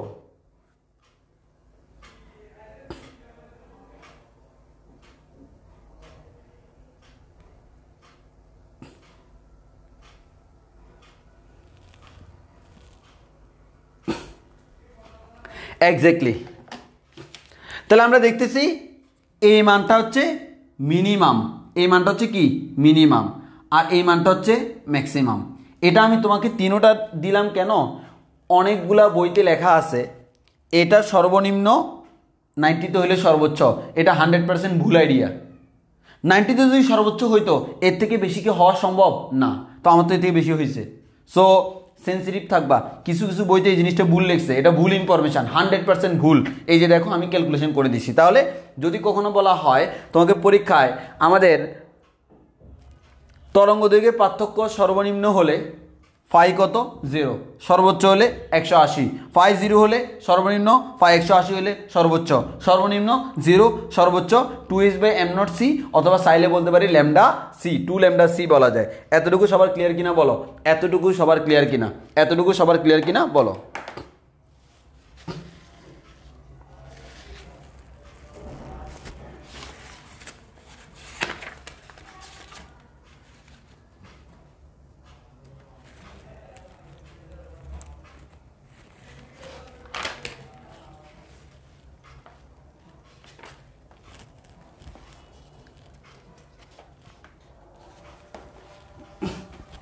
আচ্ছা, যেহেতু এতটুকু ক্লিয়ার, আমরা চাইলে এটা সৃজনশীল করাই ফেলতে পারি। এই কম্পটনের উপর বোর্ডে আসছিল কম্পটনের উপর সৃজনশীল, ওই জন্য বলতেছি আমরা চাইলে সৃজনশীল করতে পারি কম্পটন প্রভাবের উপর ভিত্তি করে। হ্যাঁ, কম্পটন প্রভাবের উপর ভিত্তি করে একটা সৃজনশীল বোর্ডে আসছিল, সেই সৃজনশীলটা আমরা চাইলে করে ফেলতে পারি। সেই সৃজনশীলটা হচ্ছে হ্যাঁ যশোর বোর্ড 2015 সালের প্রশ্ন, যশোর বোর্ড 2015 সালের প্রশ্ন। তো আমরা আসি যশোর বোর্ড 2015 সালে এই কম্পটন থেকে একটা প্রশ্ন আসছিল, দেখি আমরা সেই প্রশ্নটা সলভ করি। হ্যাঁ,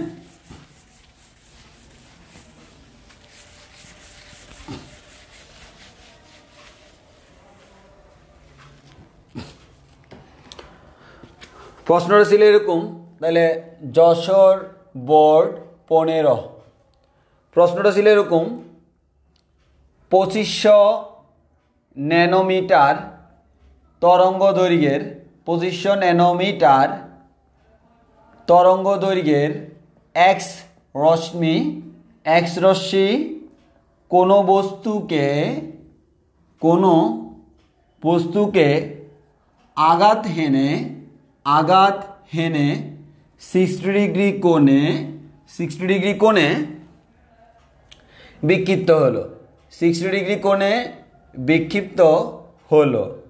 এবার বলা হলো যেখানে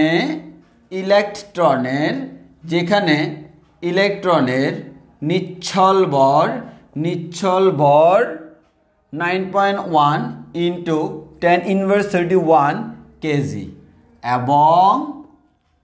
এবং প্লাঙ্কের ধ্রুবক, যেটা আমরা জানি প্লাঙ্কের ধ্রুবক 6.63 ইন্টু 10^34 জুল সেকেন্ড। সৃজনশীলের 3 নম্বর প্রশ্ন, বিক্ষিপ্ত এক্স রাশিটির তরঙ্গ দৈর্ঘ্য নির্ণয় করো। বিক্ষিপ্ত এক্স রাশিটির তরঙ্গ দৈর্ঘ্য নির্ণয় করো। তরঙ্গ দৈর্ঘ্য নির্ণয় করো। 4 নম্বর প্রশ্ন, বিক্ষিপ্ত এক্স রশ্মিটির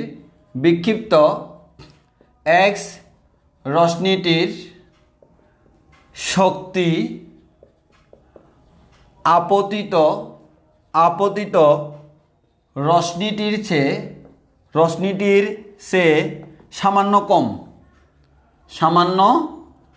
কম বিশ্লেষণ করো।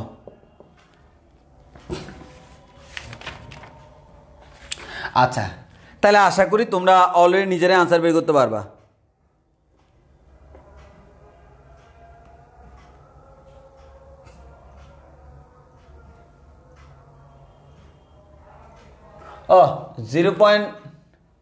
এত ন্যানোমিটার হোয়াট এভার। আচ্ছা, এত ন্যানোমিটার তরঙ্গ দৈর্ঘ্যের এক্স রাশি কোনো বস্তুকে, তাহলে আমাদের দেখো বলা হলো এত ন্যানোমিটার তরঙ্গ দৈর্ঘ্যের, তাহলে আমরা বলতে পারি ভাইয়া সিম্পল আনসার। প্রথমে আমাদের তরঙ্গ দৈর্ঘ্য ল্যামডা ইকুয়ালস টু 0.2500 ন্যানোমিটার। এখান থেকে তোমরা কি করবা, এটাকে তোমরা মিটারে রূপান্তর করবা, এটা হচ্ছে হোমওয়ার্ক। বলা হলো এক্স রশ্মি কোনো বস্তুকে আঘাত হেনে 60 ডিগ্রি কোণে বিক্ষিপ্ত হলো। এই যে কম্পন চলে আসছে, সে আঘাত করার পর কত ডিগ্রি কোণে বিক্ষিপ্ত হয়েছে? 60 ডিগ্রি। এর মানে ফায়ের মান হচ্ছে 60 ডিগ্রি। ওকে, এবার বলা হলো বিক্ষিপ্ত হলো যেখানে ইলেকট্রনের নিশ্চল ভর এত, ইলেকট্রনের নিশ্চল ভর আমরা জানি m0 9.1 ইন্টু 10^31 কেজি, এবং প্লাঙ্কের ধ্রুবক আমরা জানি h equals to 6.63 into 10^34 joule second. তোমাকে হলো বিক্ষিপ্ত এক্স রশ্মি তরঙ্গ দৈর্ঘ্য, তাহলে এটা হচ্ছে কি আপতিত 60 ডিগ্রি কোণে যদি বিক্ষিপ্ত হয়, তার বিক্ষিপ্তটার তরঙ্গ দৈর্ঘ্য lambda prime equals to what? দেখেই বোঝা যাচ্ছে কম্পটন। তাহলে আমরা বলতে পারি lambda prime minus lambda equals to h/m0c into 1 minus cos of phi. তাহলে আমরা এখান থেকে বলতে পারি ল্যামডা প্রাইম, বিক্ষিপ্তটা ল্যামডা প্রাইম জিজ্ঞেস করছে, আমাদের এখান থেকে বলা যায় lambda plus h/m0c into 1 minus cos phi. এবার ল্যামডার মান মিটারে প্রকাশ করবা, মিটারে প্রকাশ করে এখানে বসাবা, কারণ সবগুলো এসআই একক। এইচ এর মান এই যে দেওয়া আছে, m0 এর মান দেওয়া আছে, আলোর বেগ জানি 1 মাইনাস কস 60। ক্যালকুলেশন করলে যেটা পাবা সেটা হচ্ছে এত মিটার। সাধারণত যেহেতু তোমাকে প্রশ্নে দেওয়া আছে ন্যানোমিটার, তুমি চাইলে এটাকে ন্যানোমিটারে রূপান্তর করে দিতে পারো, সেটাই হচ্ছে তোমার আনসার। এটা হচ্ছে কোন আনসার? বিক্ষিপ্ত প্রোটন। তাহলে বলো এটা আমরা বুঝছি কিনা, এটা আমরা বুঝছি কিনা।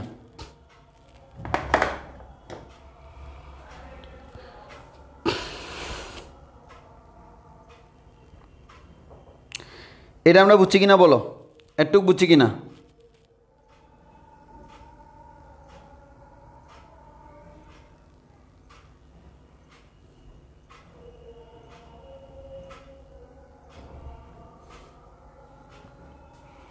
এটা বুঝছি কিনা। এবার দেখো, তাহলে 3 নাম্বারের আনসার শেষ। এবার আসি 4 নাম্বারে যখন আসবো, দেখো আমি ল্যামডাও জানি, ল্যামডা প্রাইমও কিন্তু এখন জানি, ঠিক কিনা? কেমনে জানি? 3 নাম্বারে বের করছি। এবার বললো বিক্ষিপ্ত এক্স রশ্মিটির শক্তি আপতিতটার চেয়ে সামান্য কম। তাহলে আপতিতটার শক্তি হচ্ছে ই, বিক্ষিপ্তটার শক্তি হচ্ছে ই প্রাইম। আমরা জানি ই প্রাইমটা একটু কম হবে, সেটা আমরা একটু আগেই বলছি, পড়ানোর সময় বলছি। এখন তোমাকে গাণিতিকভাবে প্রমাণ করতে হবে। এখন বলো এক্স রশ্মি যেটা আছে তার শক্তি বের করার জন্য কি দেওয়া আছে? তরঙ্গ দৈর্ঘ্যের ফর্মুলা কি জানি? ac/λ। তাহলে এখানে দিব ac/λ প্রাইম। এইচ এর মান জানো, সি এর মান জানো, ল্যামডা এর মান বসাও, এইচ এর মান জানো, সি এর মান জানো, ল্যামডা প্রাইমের মান বসাও। ল্যামডা প্রশ্নে দেওয়া আছে, ল্যামডা প্রাইম 3 নম্বরে করা আছে, তাহলে এখান থেকে তুমি দুইটা কম্পেয়ার করতে পারবা। দুইটা কম্পেয়ার করে তুমি দেখবা তোমার ই প্রাইমটা একটু কম আসছে ই এর তুলনায়, তখন তুমি বলবা হ্যাঁ বিক্ষিপ্ত হইলে শক্তি একটু কমে, খালি বড় হইলে হয় না, শক্তি একটু কমে যায়।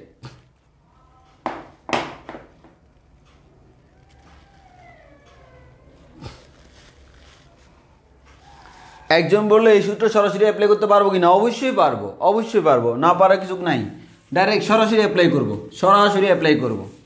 অনেকে যেমন E equals to H F লেখে তারপর এইচ সি বাই ল্যামডা লেখে, তুমি direct H C by lambda লেখো, কোনো সমস্যা নেই। E equals to H C by lambda সরাসরি ব্যবহারযোগ্য। এবার আমার এই অধ্যায়ের লাস্ট টপিকস হাইজেনবার্গের অনিশ্চয়তা নীতি।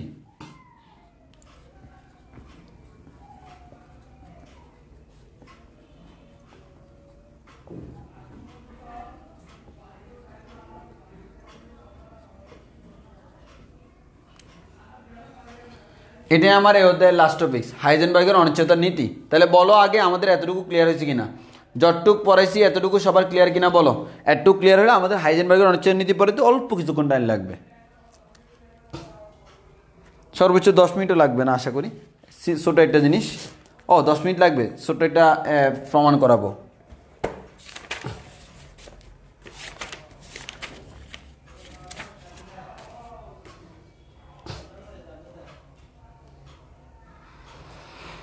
আচ্ছা আসো, হাইজেনবার্গের অনিশ্চয়তা নীতি কি? আমি যদি চিরায়ত পদার্থবিজ্ঞান বলি, চিরায়ত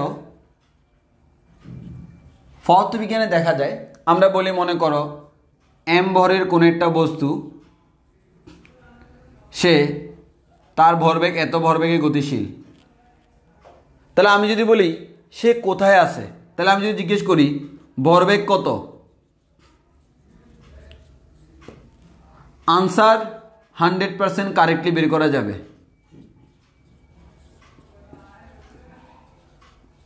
আমি যদি বলি সে কোথায়, মানে তার অবস্থান, অবস্থানের উচ্চতা, তার স্মরণ কতটুকু, আনসার 100% কারেক্টলি বের করা যাবে, তুমি বের করতে পারো। এটা কোন তত্ত্ব? চিরায়ত পদার্থবিজ্ঞানের তত্ত্ব। কিন্তু আধুনিক পদার্থবিজ্ঞান আসলে বলে কোন একটা বস্তু যখন আমাদের অনেক বেশি বেগে গতিশীল, তখন তার এখানে আমার অবস্থানটাকে আমরা নাম দিচ্ছি এক্স, তখন আমার বস্তুর ভরবেগ আর অবস্থান দুইটা কারেক্টলি মেজারমেন্ট করা যায় না। এখানে যেরকম তুমি বলছো ভরবেগ 100% কারেক্টলি তুমি বের করতে পারবা, আর অবস্থান 100% কারেক্টলি বের করতে পারবা, কিন্তু কিন্তু কিন্তু বিভিন্ন আলোর বেগের কাছাকাছি বেগে গতিশীল কণার ক্ষেত্রে বিজ্ঞানী হাইজেনবার্গ উনি এটা পর্যবেক্ষণ করলো, বস্তুর ভরবেগ যদি তুমি যত শুদ্ধভাবে মেজারমেন্ট করতেছ, অবস্থান তত আমাদের ভুল হচ্ছে। বস্তুর ভরবেগ যত তুমি ভুল করতেছ, অবস্থান তত শুদ্ধ হচ্ছে। এক কথায় আমার অবস্থান সঠিকভাবে পরিমাপ করা গেলে ভরবেগ সঠিকভাবে পরিমাপ করা যায় না, অবস্থান সঠিকভাবে পরিমাপ করা গেলে ভরবেগ সঠিকভাবে পরিমাপ করা যায় না। অর্থাৎ কোন একটা কণা যখন তরঙ্গাকারে যায়, তখন তার মানে অনেক দ্রুত সে তরঙ্গাকারে যাচ্ছে, তখন দেখা যাচ্ছে সে আসলে কোথায় আছে এই পজিশনটা বের করা অনিশ্চিত হয়ে গেছে। এই জিনিসটা পর্যবেক্ষণ করছে বিজ্ঞানী হাইজেনবার্গ।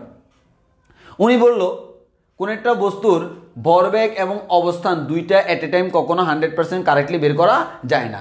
একটা যত কারেক্টলি বের করবা আরেকটা তত বেশি ইনকারেক্ট হবে, একটা যত ইনকারেক্ট হবে আরেকটা তত আমাদের কারেক্ট হবে। এর মানে তুমি দুইটাকে এট এ টাইম 100% কারেক্টলি করতে পারবা না। এর মানে চিরায়ত পদার্থবিজ্ঞানের তত্ত্ব এক্ষেত্রে খাটে না, এক্ষেত্রে খাটে হচ্ছে হাইজেনবার্গের তত্ত্ব। আর হাইজেনবার্গ বলল আমার এখানে যদি আমরা বলি এই ভরবেগ সেটা হচ্ছে অনিশ্চিত, সেটা হচ্ছে কি অনিশ্চিত। আবার আমরা যদি বলি তার অবস্থান সেটা হচ্ছে আমার অনিশ্চিত। এখান থেকে আমরা বলতে ডেল্টা পি, এটাকে বলা হয় ভরবেগের অনিশ্চয়তা, ভরবেগের অনিশ্চয়তা, অনিশ্চয়তা। আর ডেল্টা এক্সকে আমরা বলি অবস্থানের অনিশ্চয়তা, এটাকে আমরা কি বলি অবস্থানের অনিশ্চয়তা। এদের মধ্যে একটা রিলেশন বিজ্ঞানী হাইজেনবার্গ দিয়ে দিছে, সেই রিলেশনটা হচ্ছে আমাদের কি ভরবেগ এবং অবস্থানের অনিশ্চয়তার সূত্র। ওই কারণে আমাদের এই নীতিটাকে আমরা বলি হাইজেনবার্গের অনিশ্চয়তা নীতি, কারণ এটা অনিশ্চিত, এটা 100% কারেক্ট না। একটা যত বেশি শুদ্ধ আরটা তত বেশি ভুল, মানে এই জিনিসটা করতে গেলে ওই জিনিসটা ভুল হয়, ওই জিনিসটা করতে গেলে এই জিনিসটা ভুল হয়। একটা জিনিস তুমি যত বেশি কারেক্ট করবে আরেকটা জিনিস তত বেশি ভুল, একটা জিনিস যত বেশি ভুল করবে অন্য একটা জিনিস তত বেশি কারেক্ট। জিনিসটা হচ্ছে এরকম। তাহলে আসো আমরা ডেল্টা ফি বলতে বুঝতেছি ভরবেগের অনিশ্চয়তা, আর ডেল্টা এক্স বলতে বুঝতেছি অবস্থানের অনিশ্চয়তা। এর মানে তুমি যদি বলতে পারো আমাদের কোন একটা অতি বেগে গতিশীল কোন একটা পার্টিকেলের ক্ষেত্রে যদি তুমি বলতে পারো তার ভরবেগ এক্স্যাক্টলি এত, এর মানে তুমি তার অবস্থানটা এক্স্যাক্টলি বলতে পারবা না। আর যদি তুমি তার অবস্থানটা শুদ্ধভাবে বলতে পারো তুমি তার ভরবেগটা শুদ্ধভাবে বলতে পারবা না। এটা হচ্ছে হাইজেনবার্গের অনিশ্চয়তা নীতি। এবার আসো, এবার বিজ্ঞানী হাইজেনবার্গের যে অনিশ্চয়তা নীতি সেটার অনেকগুলা ধাপ আছে। সেই ধাপটা কি? 1 নাম্বার ধাপ। 1 নাম্বার বললো, 1 নাম্বারে উনি তত্ত্ব দিয়েছিলেন এরকম, ভরবেগ অবস্থান অনিশ্চয়তা ইন্টু ভরবেগের অনিশ্চয়তা, এটা always greater than or equals to H হবে। এটা হচ্ছে বিজ্ঞানী হাইজেনবার্গের তত্ত্ব, যে বললো অবস্থানের যে অনিশ্চয়তা আর ভরবেগের যে অনিশ্চয়তা এদের গুণফল সবসময় এইচের থেকে কি হবে? বড় অথবা সমান হবে। পরে দেখা গেল এটা 100% শুদ্ধ না, এটা কি করতে হবে? সংশোধন করতে হবে। দেন এটাকে সংশোধন করে দেওয়া হলো delta X into delta fee is greater than or equals two h/2। এবার দেখা গেল এটাও আমাদের এটার মধ্যে কিছু এরর আছে, তখন এটাকে পুনরায় সংশোধন করা হলো। পুনরায় সংশোধন করে বলা হলো delta x delta P is greater than or equal h/4। এবং আমাদের এটাই হচ্ছে এখন পর্যন্ত কারেক্ট। অর্থাৎ এটা আমরা পরীক্ষায় ম্যাথ করতে দিচ্ছি, আমরা কোনটা করব?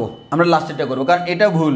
প্রথমে এটা বলা হয়েছিল, একটু সংশোধন করে বলা হয়েছিল না এরকম হবে, এটা সংশোধন করে বলা হয়েছিল না এরকম হবে, এবং আমরা পরীক্ষা এটাই করব। এটাই হচ্ছে আমাদের সর্বশেষ তত্ত্ব। এখন আসো, এখানে একটা জিনিস পাবা, এইচ কার্ড হচ্ছে h/2 পাই, সরি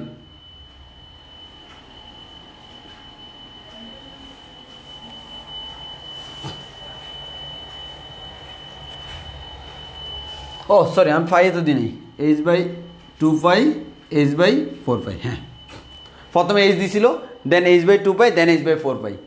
এই h/2 পাই এটাকে আমরা বলি প্লাঙ্কের হ্রাসকৃত ধ্রুবক। এটার নাম কি? আমরা আগে একবার বলছিলাম, এটাকে বলা হয় প্লাঙ্কের হ্রাসকৃত ধ্রুবক। এবং এর মানটা আমি একটু বলে দিই, 1.055 ইন্টু 10 ইনভার্স 34 জুল সেকেন্ড। আর আগেরটা কি ছিল? 6 পয়েন্ট সামথিং। তাহলে আমার এটা কি ছোট হয়ে গেল না? এর মানে প্লাঙ্কের ধ্রুবক যেটা, সেই ধ্রুবকটাকে 2 পাই দ্বারা ভাগ করলে এটা কি আরো ছোট হয়ে যাচ্ছে না? এর মানে হ্রাস পাইছে না? এটাও কিন্তু একটা ধ্রুবক। এই ধ্রুবকটাকে আমরা বলি প্লাঙ্কের হ্রাসকৃত ধ্রুবক। বিভিন্ন জায়গায় এটা কাজে লাগে। তখন আমরা এই সূত্রটাকে চাইলে এভাবে লিখতে পারবো, সেটা হচ্ছে কি, delta X into delta P is greater than or equals two h/2 পাই। এটাকে কি বলা যায়? এইচ কার্ড বলা যায়। এইচ কার্ড এভাবে বলতে পারি। আবার এখান থেকে বলা যায় delta X into delta P is greater than or equal h/4 পাইকে লেখা যায় 2 ইন্টু 2 পাই। তো 2টা বাদ দিলে আমাদের এখানে h/2। অর্থাৎ তুমি যে কোনোটাই লিখতে পারো, যেটা তোমার ইচ্ছা। এইচ কার্ড দিয়েও লিখতে পারো, এভাবেও লিখতে পারো। এইচ কার্ড মানে হচ্ছে h/2 পাই। এইচ কার্ড মানে হচ্ছে h/2 পাই, যাকে আমরা বলি প্লাঙ্কের হ্রাসকৃত ধ্রুবক, যাকে আমরা বলি কি, প্লাঙ্কের হ্রাসকৃত ধ্রুবক। এবং এই যে নীতিটা, এই নীতিটা আরও দুইটা ক্ষেত্রে খাটে। একটা হচ্ছে শক্তি এবং সময়। এর মানে শক্তির অনিশ্চয়তা যদি ডেল্টা ই হয়, সময়ের অনিশ্চয়তা যদি ডেল্টা টি হয়, তাহলে বলতে পারি greater than or equal H cut divide by 2। এবং আরেকটা খাটে হচ্ছে আমার কৌণিক গতির ক্ষেত্রে, সেটা হচ্ছে আমার delta L into delta pi is greater than or equal H cut divide by 2। এই দুটো তোমাকে মাথায় রাখতে হবে, এটা হচ্ছে কৌণিক অবস্থান আর এটা হচ্ছে কৌণিক ভরবেগ। তাহলে আমরা এটা বুঝতেছি, এটা হচ্ছে কি, কৌণিক অবস্থান। কৌণিক অবস্থান, আর আমরা জানি এল মানে কি কৌণিক ভরবেগ, কৌণিক ভরবেগ। আর কৌণিক অবস্থানটাকে ডেল্টা ফাই দ্বারা প্রকাশ করা হয়, ডেল্টা ফাই দ্বারা প্রকাশ করা, এটা কোণ, কৌণিক কৌণিক ব্যবধান বুঝি না আমরা, কোণ থিটা, থিটা এই যে হচ্ছে ফাই, এটা কোণ দিল। আর এদিকে ডেল্টা ইটা হচ্ছে কি শক্তির অনিশ্চয়তা, আর ডেল্টা টি হচ্ছে সময়ের অনিশ্চয়তা। তাহলে আমরা বলতে পারলাম delta E into delta T is greater than or equal A square by 2, এভাবেও লেখা যায়। আবার delta L into delta phi is greater than or equal square by 2 লেখা যায়। তো এগুলো হচ্ছে আমার ইন জেনারেল থিওরি। তবে আমরা সবসময় অবস্থান এবং ভরবেগ নিয়ে কাজ করি, তবে চাইলে এইসব ক্ষেত্রে অ্যাপ্লাই করা যায়, বাট আমরা সাধারণত এটাই ব্যবহার করব, delta X into delta P is greater than or equal A square by 2। এবার যদি আমরা ম্যাথ করতে যাই, ম্যাথে তো আর অসমতা রাখতে পারবো না, ম্যাথ করার সময় delta X into delta P equals to A square by 2 ধরে করবো। এর মানে ম্যাথ করতে গেলে আমরা আর অসমতা রাখবো না, সমান ধরে আমরা ম্যাথ করে ফেলবো। কি ধরে সব ম্যাথ করে ফেলবো? সমান ধরে ম্যাথ করে ফেলবো, সমান ধরে ম্যাথ করে ফেলবো। এতটুকু বুঝছি কিনা বলো? এতটুকু বুঝছি কিনা? এতটুকু বুঝলে আমাদের এই থিওরি শেষ। এবার আমরা এই হাইজেনবার্গের অনিশ্চয়তা নীতি দিয়ে প্রমাণ করে দিব একটা ইলেকট্রন কখনো নিউক্লিয়াসের ভিতরে থাকতে পারে না। আমরা জানি পরমাণু, আমাদের এর পরবর্তী হচ্ছে পরমাণু মডেল, সেখানে গেলে আমরা দেখব আমাদের নিউক্লিয়াসের ভিতরে প্রোটন আর নিউট্রন থাকে, ইলেকট্রন থাকে না, ইলেকট্রন বাইরে অবস্থান করে। এখন আমার প্রশ্ন হলো ইলেকট্রন কি নিউক্লিয়াসের ভিতরে অবস্থান করতে পারতো না? আজকে প্রমাণ করে দিব না, ইলেকট্রন চাইলেও পারতো না। কেন? তার ওই সামর্থ্যটা নাই। সামর্থ্য না থাকলে পারবে কেমনে ভাই? যার যে সামর্থ্য নাই সে সামর্থ্য দিয়ে সে কাজ করতে পারবে না। সো তোমাকে সব কিছু ডিপেন্ড করেছে সামর্থ্যের উপর। দেখি আমরা কার কতটুকু সামর্থ্য আছে। এবার আসলে আমরা এটা অ্যাপ্লাই করি, ম্যাথ করার সময় ইকুয়াল দিয়ে করবো, হ্যাঁ? আর in generally greater than or equal মাথায় রাখবা। আসো আমরা এটা প্রমাণ করি।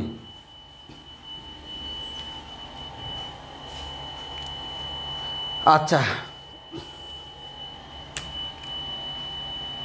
নিউক্লিয়াসের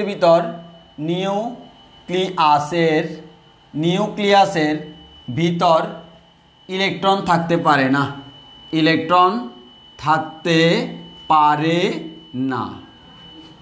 এবার আসি, একটা নিউক্লিয়াস নাও, এটা মনে করো কোন একটা পরমাণুর কি নিউক্লিয়াস, এটা কি নিউক্লিয়াস। যদি তুমি বলো ভাই এটা হচ্ছে একটা নিউক্লিয়াস, এই নিউক্লিয়াসের এটা কি আছে? ব্যাসার্ধ আছে না? এই নিউক্লিয়াসের ব্যাসার্ধ যেটা, এই ব্যাসার্ধ হচ্ছে 10⁻14 মিটার। জানি তোমাদের মুখস্থ আছে, নিউক্লিয়াসের ব্যাসার্ধ হচ্ছে 10⁻14 মিটার। তাহলে আমরা এখান থেকে বলতে পারি ভাইয়া তাহলে একটু খেয়াল করে দেখেন তো, এর মানে কোন একটা ইলেকট্রনকে যদি নিউক্লিয়াসের ভিতর থাকতে হয়, তাহলে এই যে এই রেঞ্জের ভিতরে যে থাকতে হবে, এই রেঞ্জের ভিতরে থাকতে হবে, মানে এই এরিয়ার বাইরে যাওয়া যাবে না। এটা যদি 10⁻14 হয়, এইটা কত? 2 × 10⁻14। এর মানে তার অবস্থানটা সর্বোচ্চ হইতে পারবে কতটুকু? 2 × 10⁻4। দ্যাট মিনস আমরা বলতে পারি অবস্থানের অনিশ্চয়তা delta X equals to 2 × 10⁻4 metre. এটা আমরা বুঝছি কিনা? 14, এটা আমরা বুঝছি কিনা? অর্থাৎ কোন একটা বস্তুর অবস্থানের অনিশ্চয়তা কি? অবস্থানের অনিশ্চয়তা। তো নিউক্লিয়াসের ভিতরে থাকতে হলেও তার অবস্থান এই রেঞ্জের ভিতরে থাকতে হবে। সেই রেঞ্জটা কত? নিউক্লিয়াসের ব্যাসের বাইরে যাওয়া যাবে না। এটাকে আমরা বলতেছি তার অবস্থানের অনিশ্চয়তা ডেল্টা এক্স এর মান বের করা হয়ে গেছে। এবার আমরা জানি কি আমাদের যা মানে হচ্ছে আমরা জানি, যা মানে হচ্ছে আমরা জানি। তো আমরা জানি কি? আমরা জানি হচ্ছে delta X into delta P is greater than or equals to A square divide by 2। এটা আমরা জানি। ম্যাথ করার সময় আমরা এভাবে করব, delta X into delta P equals to হচ্ছে h/4 পাই। স্বাভাবিক। ডেল্টা এক্স এর মান জানি, ডেল্টা পি বের করব, delta P equals two h/4 pi into delta x. H এর মান বসাবো, 4 পাই বসাবো, ডেল্টা এক্স বসাবো। ক্যালকুলেশন করার পর যা পাবো আমি সেটা এখানে লিখতেছি, 2.64 আমি বই থেকে দেখে লিখতেছি, into 10⁻21 KG metre per second. এটা হচ্ছে ডেল্টা পি, এর মানে ভরবেগের অনিশ্চয়তা। এর মানে আমরা একটা কথা বলতে পারি, যদি ইলেকট্রনকে নিউক্লিয়াসের ভিতরে থাকতে হয়, তার অবস্থানের অনিশ্চয়তা যেহেতু এটা ভরবেগের অনিশ্চয়তা, মানে এটা হইতে হবে। এর মানে ইলেকট্রন এর ভরবেগ এত হইতে হবে। তাহলে ইলেকট্রনের ভরবেগ পি ইকুয়ালস টু কত? 2 × 64 × 10⁻21 কেজি মিটার পার সেকেন্ড। এর মানে অবস্থানের অনিশ্চয়তা আমি জানি এখন ভরবেগের অনিশ্চয়তা বের করলাম, এর মানে এই অবস্থানে যদি তাকে আমাদের এই অবস্থানে যদি তাকে থাকতে হয় তার ভরবেগ আমার এত হইতে হয়, তাহলে ভরবেগ কত? এত। তো এখন আমরা ভরবেগ থেকে শক্তি বের করবো, কারণ আমরা তো কাউন্ট করি শক্তি দিয়ে যে কার কতটুকু শক্তি আছে। একটা ইলেকট্রন এ স্তর থেকে ও স্তরে যাবে কিনা কিসের উপর ডিপেন্ড করে? শক্তির উপর। তাহলে আমরা শক্তি বের করব, ভরবেগের সাথে শক্তির রিলেশন আমরা কি জানি? আমাদের E = p² divide by twice m। তাহলে আমরা বলতে পারি ভাই p² divide by twice m দিয়ে তুমি ক্যালকুলেশন করো, ক্যালকুলেশন করে পাবা, যা পাবা তা আমি লিখতেছি 3.8295 ইন্টু 10⁻12 জুল। আর মেগা ইলেকট্রোভোল্টে প্রকাশ করলে আমরা পাবো হচ্ছে 23.93 মেগা ইলেকট্রোভোল্ট, এই পরিমাণ শক্তি লাগে।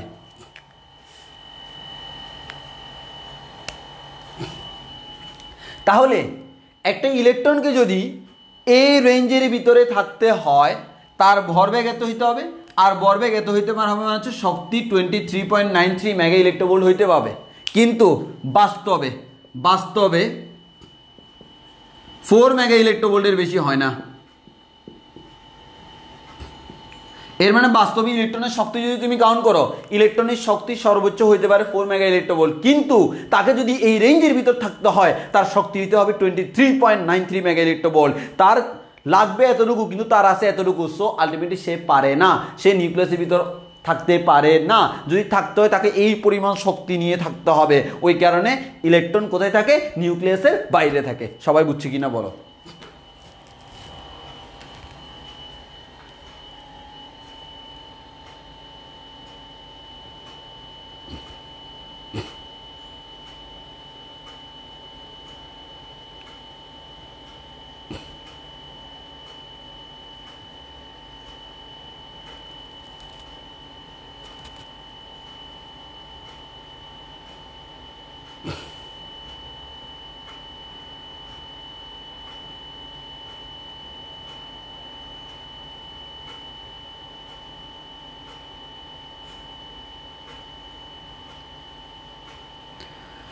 যদি বুঝে থাকি আমাদের আজকে এতটুকুই, এর বেশি আমরা পড়াবো না। আমাদের আধুনিক পদার্থবিজ্ঞান শেষ, আগামী ক্লাসে আমরা পরমাণু মডেল শুরু করতেছি, এর পরের অধ্যায়। আর পরমাণু মডেলের প্রথম দিকে জিনিসগুলো তোমরা নিজেরাই পারো, একটু পড়ে রাখিও, সবচেয়ে বেটার হয়। যেমন থমসন মডেল পাবা, কিসমিস পুডিং মডেল পাবা, হ্যাঁ, আমাদের রাদারফোর্ড মডেল পাবা, বোর পরমাণু মডেল পাবা, তারপর হচ্ছে রাদারফোর্ডের বিখ্যাত আলফা কণা বিক্ষেপণ পরীক্ষা। এগুলো কিন্তু তোমরা কেমিস্ট্রি খুব ভালো করে পড়ে আসছো। ফিজিক্সে এগুলা ইলাবোরেটলি ব্যাখ্যা নাই, যতটুকু কেমিস্ট্রিতে পড়ছো অতি বেশি পড়ে ফেলছো। ফিজিক্সে এত কিছু নাই, আর ফিজিক্সে আছে হচ্ছে কেমিস্ট্রিতে যা পড়ো নাই, মানে হচ্ছে ম্যাথমেটিক্যাল ক্যালকুলেশনগুলো হচ্ছে আমরা এখানে ব্যাখ্যা করব। আগামী ক্লাসে দেখা হবে আমাদের পরমাণু মডেল নিয়ে। সো আজকের ক্লাস এতটুকু পর্যন্ত। সবাই ভালো থেকো, সুস্থ থেকো, আল্লাহ হাফেজ, আসসালামু আলাইকুম।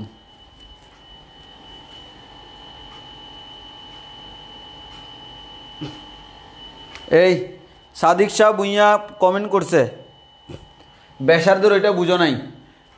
প্রত্যেকটা আমাদের পরমাণুর যে নিউক্লিয়াসের ব্যাসার্ধ আছে না, এই নিউক্লিয়াসের ব্যাসার্ধ হয় 10⁻14 মিটার। এটা হচ্ছে নিউক্লিয়াসের ব্যাসার্ধের মান। 10⁻14, 15 এরকম হইতে পারে, মানে এই রেঞ্জের মধ্যে থাকে। আমরা এর পরের অধ্যায়ে গেলে আরও ইলাবোরেটলি পড়বো। তো আমরা ধরে নিলাম যে ব্যাসার্ধ সাধারণত হয় 10⁻14। তো ব্যাসার্ধ যদি 10⁻14 হয়, ব্যাস কত? 2 × 10⁻14, কারণ ব্যাসার্ধের ডাবল হচ্ছে ব্যাস। এখন এটাই তো তার দূরত্ব, এই দূরত্বের বাইরে তো ইলেকট্রন যাইতে পারবে না, মানে এর বাইরে গেলে তো সে নিউক্লিয়াসের বাইরে চলে গেছে। নিউক্লিয়াসের ভিতরে থাকতে হলে এর ভিতরে থাকতে হবে। ওই কারণে বলতেছি এটা হচ্ছে অবস্থানের অনিশ্চয়তা। ওই কারণে বলছি এটা অবস্থানের অনিশ্চয়তা ব্যাস। বুঝছো কিনা বলো? সাদিক বুঝছো কিনা বলো?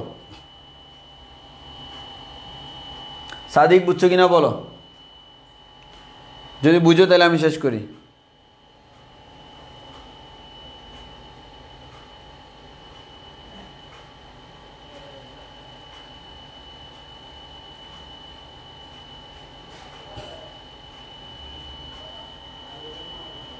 ওকে, তাহলে এতটুকুই।